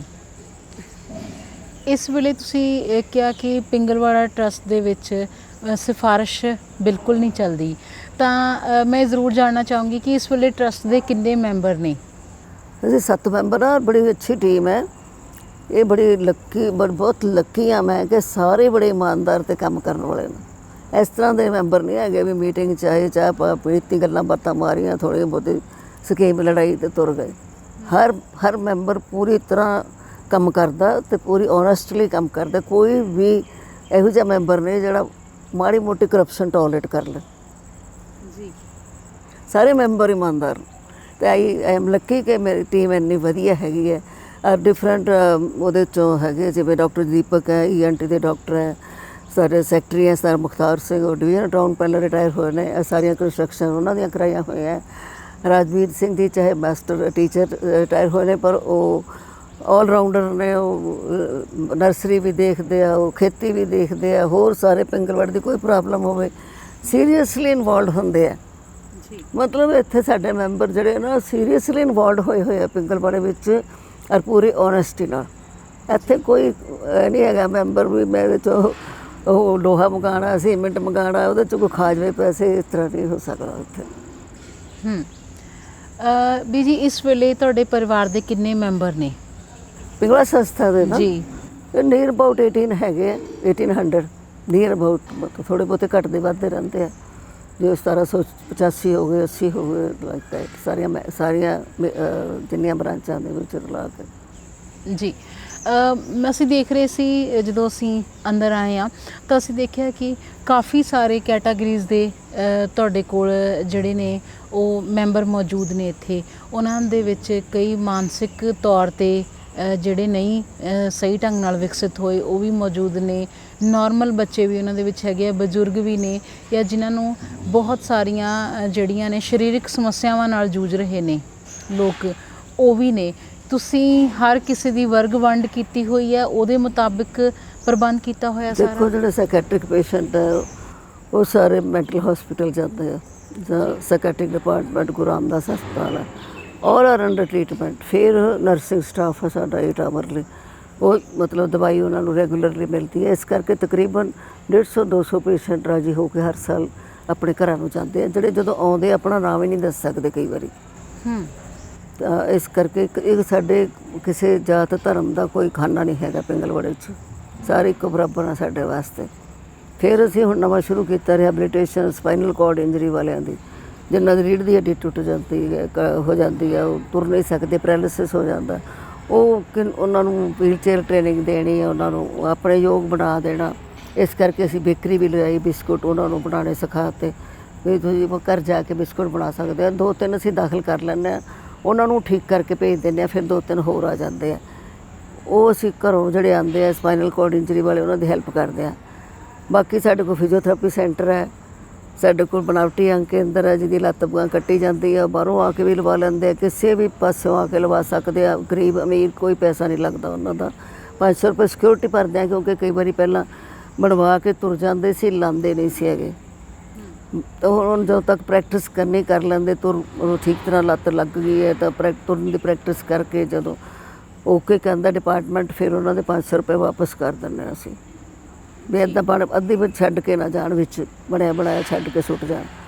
ਤਾਂ ਇਹ ਵੀ ਉਹ ਵੀ ਫਰੀ ਹੈ। ਤੁਹਾਡਾ ਪ੍ਰਿੰਟਿੰਗ ਪ੍ਰੈਸ ਹੈ, ਬਹੁਤ ਸਾਰਾ ਲਾਇਬ੍ਰੇਰੀ ਹੈ ਸਾਡੀ। ਭਗਤ ਜੀ ਪੜ੍ਹਦੇ ਬਹੁਤ ਸੀ, ਬਹੁਤ ਉਹਨਾਂ ਨੇ ਫਿਲਾਸਫਰ ਪੜ੍ਹੇ ਹੈ। ਉਹਨਾਂ ਦਾ ਡਾਕਟਰ ਐਲਬਰਟ ਸ਼ਵਿਟਜ਼ਰ ਹੈ, ਨਾਂ ਭੁੱਲ ਜਾਂਦੇ ਹੈ, ਐਮਰਸਨ ਹੈ, ਲਾਲਾ ਹਰਦਿਆਲ ਸੀਗੇ ਆਪਣੇ ਇੰਡੀਆ ਦੇ ਜੀ, ਉਹ, ਅਤੇ ਐਮਰਸਨ ਸੀਗੇ, ਐਮਰਸਨ ਹੈ, ਡਾਕਟਰ ਐਲਬਰਟ ਸ਼ਵਿਟਜ਼ਰ ਹੈ, ਜੌਨਸਨ ਹੈ, ਜਿਹੜੇ ਇਹਦੇ ਹੈਗੇ ਨੇ ਇਹਦੇ ਐਨਵਾਇਰਨਮੈਂਟ ਦੇ ਫਿਲਾਸਫਰ ਹੈ। ਅਤੇ ਸੁੰਦਰ ਲਾਲ ਬੋਗੁਨਾ ਜੀ ਹਰ ਸਾਲ ਆਉਂਦੇ ਸੀ ਸਾਡੇ ਕੋਲ ਇੱਥੇ, ਅੰਦੋਲਨ ਵਾਲੇ। ਉਹਨਾਂ ਦੀਆਂ ਬਹੁਤ ਸਾਰੀਆਂ ਕਿਤਾਬਾਂ ਐਨਵਾਇਰਨਮੈਂਟ 'ਤੇ ਛਾਪੀਆਂ ਹੈਗੀਆਂ। ਐਨਵਾਇਰਨਮੈਂਟ ਦਾ ਸਾਡੀ ਪ੍ਰੈਸ ਵੀ ਤੁਸੀਂ ਦੇਖਣਾ ਜਾ ਕੇ। ਪਹਿਲਾਂ ਤਾਂ ਉਹ ਵੀ ਪੁਰਾਣੀ ਲਗਾਈ ਸੀ ਤਾਂ ਕਿ ਬਹੁਤ ਸਾਰਿਆਂ ਨੂੰ ਇਨਕਮ ਮਿਲੇ, ਕੰਮ ਮਿਲੇ, ਪਰ ਉਹਦਾ ਸਮਾਨ ਹੀ ਨਹੀਂ ਮਿਲਦਾ ਸਾਨੂੰ, ਫਿਰ ਆਫਸੈਟ ਲਗਾਉਣੀ ਪਈ ਹੈ। ਹੁਣ 2 ਸਾਲ ਤੋਂ ਉਹ ਲਵਾਈ ਹੈ। ਅਤੇ ਬਹੁਤ ਸਾਰੀਆਂ ਕਿਤਾਬਾਂ ਭਗਤ ਜੀ ਤੋਂ ਬਾਅਦ ਵੀ ਛਾਪੀਆਂ ਨੇ, 3-4 ਅਖਬਾਰਾਂ ਪੜ੍ਹਨੀਆਂ ਪੈਂਦੀਆਂ। ਉਹਨਾਂ 'ਚ ਜਿਹੜੇ ਆਰਟੀਕਲ ਆਉਂਦੇ ਆ ਮਨੁੱਖਤਾ ਨੂੰ ਕੰਸਰਨਡ, ਉਹ ਛਾਪੀ ਦੇ, ਇਸ਼ਤਿਹਾਰ ਵੀ ਛਾਪੀ ਦੇ ਹੈ। ਜਿਵੇਂ ਸ਼ਰਧਾ ਦਾ ਸ਼ਦਾ ਛਾਪੀ ਹੈ, ਲੋਕੀ ਪਾਗਲ ਹੋ ਜਾਂਦੇ ਆ ਸ਼ਰਧਾ 'ਚ, ਵੇਖਦੇ ਹੀ ਨਹੀਂ ਵੀ ਕੀ ਗਲਤ ਕੰਮ ਆ। ਉਹ ਗਲਤ ਬੰਦਿਆਂ ਕੋਲ ਚਲੀਆਂ ਜਾਂਦੀਆਂ ਕੁੜੀਆਂ, ਕੁੱਤੇ ਨਾਲ ਵਿਆਹ ਬੰਦੇ ਦਾ ਕਰ ਰਹੇ ਆ ਕੁੜੀ ਦਾ। ਇਸ ਤਰ੍ਹਾਂ ਦੇ ਤਾਂ ਸਾਡਾ ਵਿਰਸਾ ਸੱਭਿਆਚਾਰ ਤੇ ਸਿਹਤ, ਇਹ ਕਿਤਾਬ ਛਪੀ ਹੈ। ਇਸ ਤਰ੍ਹਾਂ ਦੀਆਂ ਬਹੁਤ ਸਾਰੀਆਂ ਕਿਤਾਬਾਂ, ਇਨਵਾਇਰਨਮੈਂਟ 'ਤੇ ਧਰਤੀ ਨੂੰ ਭੁੱਖਿਆ ਨਾ ਮਾਰੋ, ਧਰਤੀ ਮਾਂ ਨੂੰ ਭੁੱਖਿਆ ਨਾ ਮਾਰੋ, ਹਵਾ ਧਰਤੀ ਤੇ ਪਾਣੀ ਦੀ ਪੁਕਾਰ ਸੁਣੋ। ਤੇ ਇਹ ਜਿਹੀਆਂ ਬਹੁਤ ਸਾਰੀਆਂ ਕਿਤਾਬਾਂ ਪਿੰਗਲਾ ਸੰਸਥਾ ਵੱਲੋਂ ਛਾਪੀਆਂ ਜਾਂਦੀਆਂ ਤਾਂ ਕਿ ਲੋਕਾਂ ਨੂੰ ਐਜੂਕੇਟ ਕੀਤਾ ਜਾਵੇ। ਪਾਣੀ ਮੁੱਕ ਰਿਹਾ ਹੁਣ, 17 ਸਾਲ ਦਾ ਪਾਣੀ ਰਹਿ ਗਿਆ ਵਿਗਿਆਨੀ ਕਹਿੰਦੇ ਆ। ਹੁਣ ਐਤਕੀ ਅਸੀਂ ਕੀਤਾ ਸੀਗਾ ਭਗਤ ਜੀ ਦਾ ਜਨਮ ਦਿਨ 4 ਜੂਨ ਨੂੰ ਸੀ, 5 ਜੂਨ ਨੂੰ ਇਨਵਾਇਰਨਮੈਂਟ ਡੇ ਸੀਗਾ, ਵਿਸ਼ਵ ਇਨਵਾਇਰਨਮੈਂਟ ਡੇ ਸੀਗਾ। ਤਾਂ ਉਹ ਵਿਸ਼ਵ ਇਨਵਾਇਰਨਮੈਂਟ ਡੇ ਅਸੀਂ ਭਗਤ ਜੀ ਦੇ ਜਨਮ ਦਿਨ ਨੂੰ ਸਮਰਪਿਤ ਕੀਤੇ, ਕਾਫੀ ਵੱਡਾ ਪ੍ਰੋਗਰਾਮ ਕੀਤਾ ਸੀਗਾ ਜੀ। ਵੀ ਜੀ ਤੁਹਾਡੇ ਕੁਝ ਬੱਚੇ ਜਿਹੜੇ ਨੇ ਉਹ ਪੈਰਾਲੰਪਿਕ ਗੇਮਸ ਦੇ ਵਿੱਚ ਅਮਰੀਕਾ ਤੱਕ ਜਾ ਕੇ ਆਏ ਨੇ। ਪੈਰਾਲੰਪਿਕ ਨਹੀਂ, ਸਪੈਸ਼ਲ ਓਲੰਪਿਕਸ ਕਹਿੰਦੇ। ਇੱਕ ਪੈਰਾਲੰਪਿਕਸ ਵੱਖਰੀਆਂ ਨੇ, ਉਹ ਫਿਜ਼ੀਕਲੀ ਹੈਂਡੀਕੈਪ ਵਾਸਤੇ ਨੇ ਜੀ। ਜਿਹੜੇ ਦਿਮਾਗ ਘੱਟ ਵਾਲੇ ਬੱਚੇ ਸਪੈਸ਼ਲ ਕਹਿੰਦੇ, ਜਿਨ੍ਹਾਂ ਨੂੰ ਉਹਨਾਂ ਨੂੰ ਸਪੈਸ਼ਲ ਓਲੰਪਿਕਸ ਕਹਿੰਦੇ ਜੀ। ਤੇ ਉਹਨਾਂ ਬੱਚਿਆਂ ਦੇ ਆਉਣ ਜਾਣ ਦਾ ਖਰਚਾ ਉਹ ਸਾਰੀ ਤੁਹਾਡੀ ਸੰਸਥਾ ਖੁਦ ਹੀ ਕਰਦੀ ਹੈ? ਹੋਰ ਕਿਹਨੇ ਕਰਨਾ? ਜੇ ਸਾਡੇ ਬੱਚੇ ਤਾਂ ਅਸੀਂ ਕਰਨਾ, ਸਾਡੇ ਬੱਚਿਆਂ ਦਾ ਦੂਜੇ ਕੌਣ ਕਰੂਗਾ? ਪਾਸਪੋਰਟ ਹੀ ਬੜੀ ਮੁਸ਼ਕਿਲ ਬਣਵਾਏ ਸੀਗੇ, ਨਾ ਉਹਨਾਂ ਦੇ ਪੇਰੈਂਟਸ ਦਾ ਨਾਂ ਪਤਾ, ਡੇਟ ਆਫ ਬਰਥ ਪਤਾ, ਬੜੀ ਮਿਹਨਤ ਕਰਨੀ ਪਈ ਉਹਨਾਂ ਵਾਸਤੇ ਜੀ। ਵੀ ਜੀ ਬਹੁਤ ਫੈਲਿਆ ਹੋਇਆ ਤੁਹਾਡਾ ਪਰਿਵਾਰ ਹੈ ਨਾ। ਅਕਸਰ ਜੇ ਅਸੀਂ ਘਰਾਂ ਦੀ ਗੱਲ ਕਰੀਏ, ਸਾਡੇ ਲਈ 1-2 ਬੱਚਿਆਂ ਨੂੰ ਸੰਭਾਲਣਾ ਅਜੋਕੇ ਸਮੇਂ ਦੇ ਵਿੱਚ ਮੁਸ਼ਕਿਲ ਹੈ। ਤੁਸੀਂ ਕਿੰਨੇ ਸਾਰੇ ਬੱਚਿਆਂ ਨੂੰ ਸੰਭਾਲ ਰਹੇ ਹੋ, ਵੱਡਿਆਂ ਨੂੰ ਸੰਭਾਲ ਰਹੇ ਹੋ, ਕੀ ਕਹਿਣਾ ਚਾਹੋਗੇ? ਟੀਮ ਵਰਕ ਹੈ ਤੇ ਕੋਈ ਬਲੈਸਿੰਗਸ ਹੈ, ਭਗਤ ਜੀ ਦੀ ਰੱਬ ਦੀ ਕਿਰਪਾ, ਸੰਗਤਾਂ ਦਾ ਸਹਿਯੋਗ ਹੈ। ਸੰਗਤਾਂ ਬਹੁਤ ਪਿਆਰ ਕਰਦੀਆਂ, ਜਿਨ੍ਹਾਂ ਨੂੰ ਮੇਰੇ ਨਾਲੋਂ ਵੀ ਜ਼ਿਆਦਾ ਫਿਕਰ ਹੈ। ਸਾਡੀ ਕੈਨੇਡਾ 'ਚ ਵੀ ਸੋਸਾਇਟੀ, ਚੈਰੀਟੇਬਲ ਸੁਸਾਇਟੀ ਰਜਿਸਟਰ ਹੈ, ਅਮਰੀਕਾ 'ਚ ਵੀ ਰਜਿਸਟਰ ਹੈ, ਇੰਗਲੈਂਡ 'ਚ ਵੀ ਰਜਿਸਟਰ ਹੈ। ਅਤੇ ਉੱਥੇ ਜਿਹੜੇ ਕੰਮ ਕਰਦੇ ਸਾਰੇ ਸਾਡੇ ਭੈਣ ਭਰਾ, ਉਹਨਾਂ ਨੂੰ ਸਾਡੇ ਨਾਲੋਂ ਵੱਧ ਫਿਕਰ ਹੈ ਪਿੰਗਲਵਾੜੇ ਦਾ। ਉਹ ਕਿਹੜਾ ਬਸ ਪੈਸੇ ਲੈਂਦੇ ਆ, ਲੱਗੇ ਰਹਿੰਦੇ ਆ ਦਿਨ ਰਾਤ। ਕੋਈ ਨਗਰ ਕੀਰਤਨ ਹੁੰਦਾ ਤਾਂ ਵਿਚਾਰੇ ਪੈਸੇ ਮੰਗਦੇ ਫਿਰਦੇ ਰਹਿੰਦੇ ਆ। ਤਾਂ ਇਸ ਤਰ੍ਹਾਂ ਇਹ ਬੜਾ ਵੱਡਾ ਸਹਿਯੋਗ ਹੈ ਸੰਗਤ ਦਾ। ਜਿਸ ਤਰ੍ਹਾਂ ਨਾ ਪੈਸੇ ਵੱਲੋਂ ਕੋਈ ਕਮੀ ਆਉਂਦੀ ਹੈ ਅਤੇ ਨਾ ਸਹਿਯੋਗ ਵੱਲੋਂ ਕੋਈ ਕਮੀ ਆਉਂਦੀ ਹੈ। ਬੱਚੇ ਆਉਂਦੇ ਵੀ ਨੇ ਉੱਥੇ ਕੰਮ, ਆਲਰੇਡੀ ਕੰਮ ਕਰਨ ਵਾਸਤੇ ਵੀ ਆਉਂਦੇ ਆ। ਮੈਂ ਚਾਹੁੰਦੀ ਹਾਂ ਇੰਡੀਆ ਦੇ ਵੀ ਆਉਣ ਬੱਚੇ, ਪਰ ਘੱਟ ਆਉਂਦੇ ਆ। ਉਹ ਬਾਹਰੋਂ ਆ ਕੇ ਕਈ ਬੱਚੇ ਇੱਥੇ ਰਹਿ ਕੇ ਅਤੇ ਕਈ ਦਿਨ ਸੇਵਾ ਕਰਕੇ ਗਏ ਆ ਜੀ। ਉੱਥੇ ਉਹਨਾਂ ਨੂੰ ਸਹੂਲਤ ਮਿਲਦੀ ਹੈ, ਐਡਮਿਸ਼ਨ 'ਚ ਨੰਬਰ ਮਿਲਦੇ ਆ। ਇੱਥੇ ਸਾਡੇ ਅਜੇ ਇਸ ਪਾਸੇ ਕੋਈ ਧਿਆਨ ਨਹੀਂ ਹੈਗਾ ਸਰਕਾਰਾਂ ਦਾ। ਕੋਈ ਸੁਨੇਹਾ ਦੇਣਾ ਚਾਹੋਗੇ ਅਖੀਰ 'ਚ ਵੀ ਜੀ ਤੁਸੀਂ? ਸੁਨੇਹਾ ਤਾਂ ਇਹ ਵੀ ਹੁਣ ਜਿਹੜਾ ਸਮਾਜ ਦੇ ਵਿੱਚ ਜਿਹੜੀਆਂ ਕਦਰਾਂ ਕੀਮਤਾਂ ਦੀ ਘਾਟ ਹੋ ਰਹੀ ਹੈ, ਜਿਹੜਾ ਸਾਡਾ ਜਿਹੜਾ ਸੱਚ ਬੋਲਣਾ, ਸਭ ਨਾਲ ਪਿਆਰ ਕਰਨਾ, ਪਰਉਪਕਾਰ ਕਰਨਾ, ਰਲ ਮਿਲ ਕੇ ਰਹਿਣਾ, ਬਰਦਾਸ਼ਤ ਕਰਨਾ, ਇਹ ਜਿਹੜਾ ਬਹੁਤ ਘਟ ਗਿਆ, ਜਿਹਦੇ ਕਰਕੇ ਬਹੁਤ ਸਾਰੀਆਂ ਸਮੱਸਿਆਵਾਂ ਉਤਪੰਨ ਹੋ ਰਹੀਆਂ ਨੇ। ਜੁਆਇੰਟ ਫੈਮਿਲੀ ਨਾ ਹੋਣ ਨਾਲ ਵੀ ਬੜੀਆਂ ਸਮੱਸਿਆਵਾਂ ਬਹੁਤ ਹੋ ਰਹੀਆਂ। ਪੜ੍ਹਾਈ ਲਿਖਾਈ ਚਾਹੀਦੀ ਸੀ ਇਹੋ ਜਿਹੀ ਜਿਹੜੀ ਸਾਨੂੰ ਚੰਗਾ ਮਨੁੱਖ ਬਣਾਉਂਦੀ, ਪਰ ਪੜ੍ਹਾਈ ਲਿਖਾਈ ਨੇ ਸਾਨੂੰ ਇੱਕ ਮਸ਼ੀਨ ਬਣਾ ਦਿੱਤਾ ਪੈਸੇ ਕਮਾਉਣ ਵਾਲੀ। ਅਤੇ ਅਸੀਂ ਜਿਹੜਾ ਕਾਰਪੋਰੇਟ ਸਿਸਟਮ ਹੈ, ਉਹਨੇ ਇੱਕ ਸਾਨੂੰ ਦਿਸ਼ਾ ਦੇ ਦਿੱਤੀ ਵੀ ਚੀਜ਼ਾਂ ਖਰੀਦੀ ਜਾਓ, ਮਾਲ ਬਣਾਤੇ ਵੱਡੇ ਵੱਡੇ, ਐਡਵਰਟਾਈਜ਼ਮੈਂਟਾਂ ਕਰਕੇ ਦਿਮਾਗ ਖਰਾਬ ਕਰਤਾ ਲੋਕਾਂ ਦਾ। ਘਰਾਂ 'ਚ ਵੀ ਲੜਾਈਆਂ ਹੋ ਰਹੀਆਂ ਇਸੇ ਗੱਲ ਪਿੱਛੇ। ਜਿਹੜਾ ਸੰਜਮਈ ਜੀਵਨ ਜੋ ਸਾਡਾ ਸੱਭਿਆਚਾਰ ਸੀਗਾ, ਉਹਦਾ ਕੋਈ ਮੁਕਾਬਲਾ ਨਹੀਂ ਹੈ ਦੁਨੀਆ 'ਚ। ਪਿਆਰ ਨਾਲ ਰਹਿਣਾ, ਜਿਹੜਾ ਇੱਕ ਦੂਜੇ ਦੀ ਮਦਦ ਕਰਨਾ, ਦੁੱਖ ਸੁੱਖ ਵਿੱਚ ਸਾਥ ਦੇਣਾ, ਇਹ ਸੱਚ ਬੋਲਣਾ, ਪਰਉਪਕਾਰ ਕਰਨਾ, ਇਹ ਕੁਦਰਤ ਦੇ ਸੋਮਿਆਂ ਨੂੰ ਵੀ ਸੰਜਮ ਨਾਲ ਵਰਤਣਾ। ਹੁਣ ਤਾਂ ਅਸੀਂ ਉਹਨਾਂ ਨੂੰ ਵੀ ਸੰਜਮ ਨਾਲ ਨਹੀਂ ਵਰਤਦੇ, ਪਾਣੀ ਦਾ ਵੀ ਘਾਣ ਕਰ ਦਿੰਦੇ ਹਾਂ। ਜਿਹੜਾ ਉਹ ਤਰੀਕਾ ਇਹ ਹੈ, ਇਹਦੇ ਨਾਲ ਬਹੁਤ ਸਾਰੀਆਂ ਸਮੱਸਿਆਵਾਂ ਉਤਪੰਨ ਹੋ ਰਹੀਆਂ ਨੇ ਸੰਸਾਰ ਦੇ ਵਿੱਚ ਜੀ। ਜਿਹੜਾ ਬੇੜਾ ਗਰਕ ਕਰੇਗਾ ਸਾਡਾ, ਇਹ ਸਾਨੂੰ ਮੁੜ ਕੇ ਆਪਣੇ ਸੱਭਿਆਚਾਰ ਵੱਲ ਆਉਣਾ ਚਾਹੀਦਾ। ਸਾਡਾ ਖਾਣ ਪੀਣ ਵਧੀਆ ਸੀ, ਦਾਣੇ ਖਾਂਦੇ ਸੀ, ਭੱਠੀਆਂ ਹੁੰਦੀਆਂ ਸੀ, ਹੁਣ ਉਹ ਵੀ ਖਤਮ ਹੋ ਗਿਆ। ਬਾਜ਼ਾਰੋਂ ਗੰਦ ਮੰਦ ਖਾਈ ਜਾਂਦੇ, ਕੁਰਕੁਰੇ ਖਾ ਲਏ, ਫਲਾਣਾ ਖਾ ਲਿਆ। ਈਟਿੰਗ ਹੈਬਿਟਸ ਵੀ ਗਲਤ ਹੋ ਗਿਆ, ਪੜ੍ਹਾਈ ਦਾ ਵੀ ਕੰਮ ਖਰਾਬ ਹੋ ਗਿਆ। ਤਾਂ ਕਿੱਧਰ ਜਾਊਗਾ ਸਾਡਾ ਸਮਾਜ? ਇਸੇ ਕਰਕੇ ਫਿਲਮ ਬਣਾਈ ਸੀ ਅਸੀਂ, ਇਹ ਜਨਮ ਤੁਹਾਰੇ ਲੇਖੇ, ਤਾਂ ਕਿ ਲੋਕਾਂ ਦੀ ਸੋਚ ਬਦਲੇ ਜੀ। ਇਹ ਫਿਲਮ ਪਿੰਗਲਵਾੜਾ ਵੱਲੋਂ ਬਣਵਾਈ ਗਈ ਸੀ? ਹਾਂਜੀ ਹਾਂਜੀ ਜੀ। ਕਿਉਂਕਿ ਅਸੀਂ ਦੇਖਿਆ ਜਿੱਥੇ ਭਗਤ ਪੂਰਨ ਸਿੰਘ ਦੀ ਪ੍ਰਤਿਮਾ ਸਥਾਪਿਤ ਹੈ, ਉਹਦੇ ਨੀਚੇ ਇਹ ਸ਼ਬਦਾਵਲੀ ਲਿਖੀ ਹੋਈ ਹੈ, ਉਹਦੇ ਥੱਲੇ ਇਹ ਜਨਮ ਤੁਹਾਰੇ ਲੇਖੇ। ਹਾਂਜੀ ਹਾਂਜੀ ਜੀ। ਇਹ ਬਣਾਈ ਇਸੇ ਕਰਕੇ ਸੀ ਵੀ ਸਾਡਾ ਜਿਹੜਾ ਸਾਡੀ ਸੋਚ ਜਿਹੜੀ ਗਲਤ ਪਾਸੇ ਜਾ ਰਹੀ ਹੈ, ਜਿਹਦੇ ਕਰਕੇ ਬਹੁਤ ਵੱਡਾ ਨੁਕਸਾਨ ਹੋ ਰਿਹਾ ਹੈ ਜੀ ਇਹਦੇ 'ਚ ਤਬਦੀਲੀ ਆਉਣੀ ਬਹੁਤ ਜ਼ਰੂਰੀ ਹੈ। ਜੀ ਵੀ ਜੀ ਤੁਸੀਂ ਜਿਵੇਂ ਫਿਲਮ ਦੀ ਗੱਲ ਕੀਤੀ, ਕੀ ਇਸ ਤਰ੍ਹਾਂ ਦੀਆਂ ਹੋਰ ਕਿਸੇ ਗਤੀਵਿਧੀਆਂ ਵੀ ਤੁਹਾਡੇ ਵੱਲੋਂ ਕੀਤੀਆਂ ਗਈਆਂ ਜਾਂ ਇਸ ਤਰ੍ਹਾਂ ਦੇ ਕੋਈ ਹੋਰ ਕੰਮ ਜਿਹੜੇ ਸਮਾਜ ਨੂੰ ਸੇਧ ਦੇ ਸਕਣ? ਨਹੀਂ, ਅਸੀਂ ਹੁਣ ਭਗਤ ਜੀ ਦਾ ਜਿਹੜਾ ਜਨਮ ਸ਼ਤਾਬਦੀ ਸੀ ਉਹਦੇ 'ਚ ਲਾਈਟ ਐਂਡ ਸਾਊਂਡ ਪ੍ਰੋਗਰਾਮ ਰੱਖਿਆ ਸੀਗਾ, ਕਈ ਸ਼ਹਿਰਾਂ 'ਚ ਕੀਤਾ ਸੀ। ਜੀ ਫਿਰ ਅਸੀਂ ਗੁਰੂ ਨਾਨਕ ਪਾਤਸ਼ਾਹ ਜੀ ਦਾ ਜਦੋਂ 550 ਸਾਲਾ ਸੀ, ਫਿਰ ਕਿਰਤੀ ਮੇਲਾ ਕੀਤਾ, ਕਿਉਂਕਿ ਗੁਰੂ ਨਾਨਕ ਪਾਤਸ਼ਾਹ ਨੇ ਕਿਹਾ ਕਿਰਤ ਕਰੋ, ਨਾਮ ਜਪੋ, ਵੰਡ ਛਕੋ।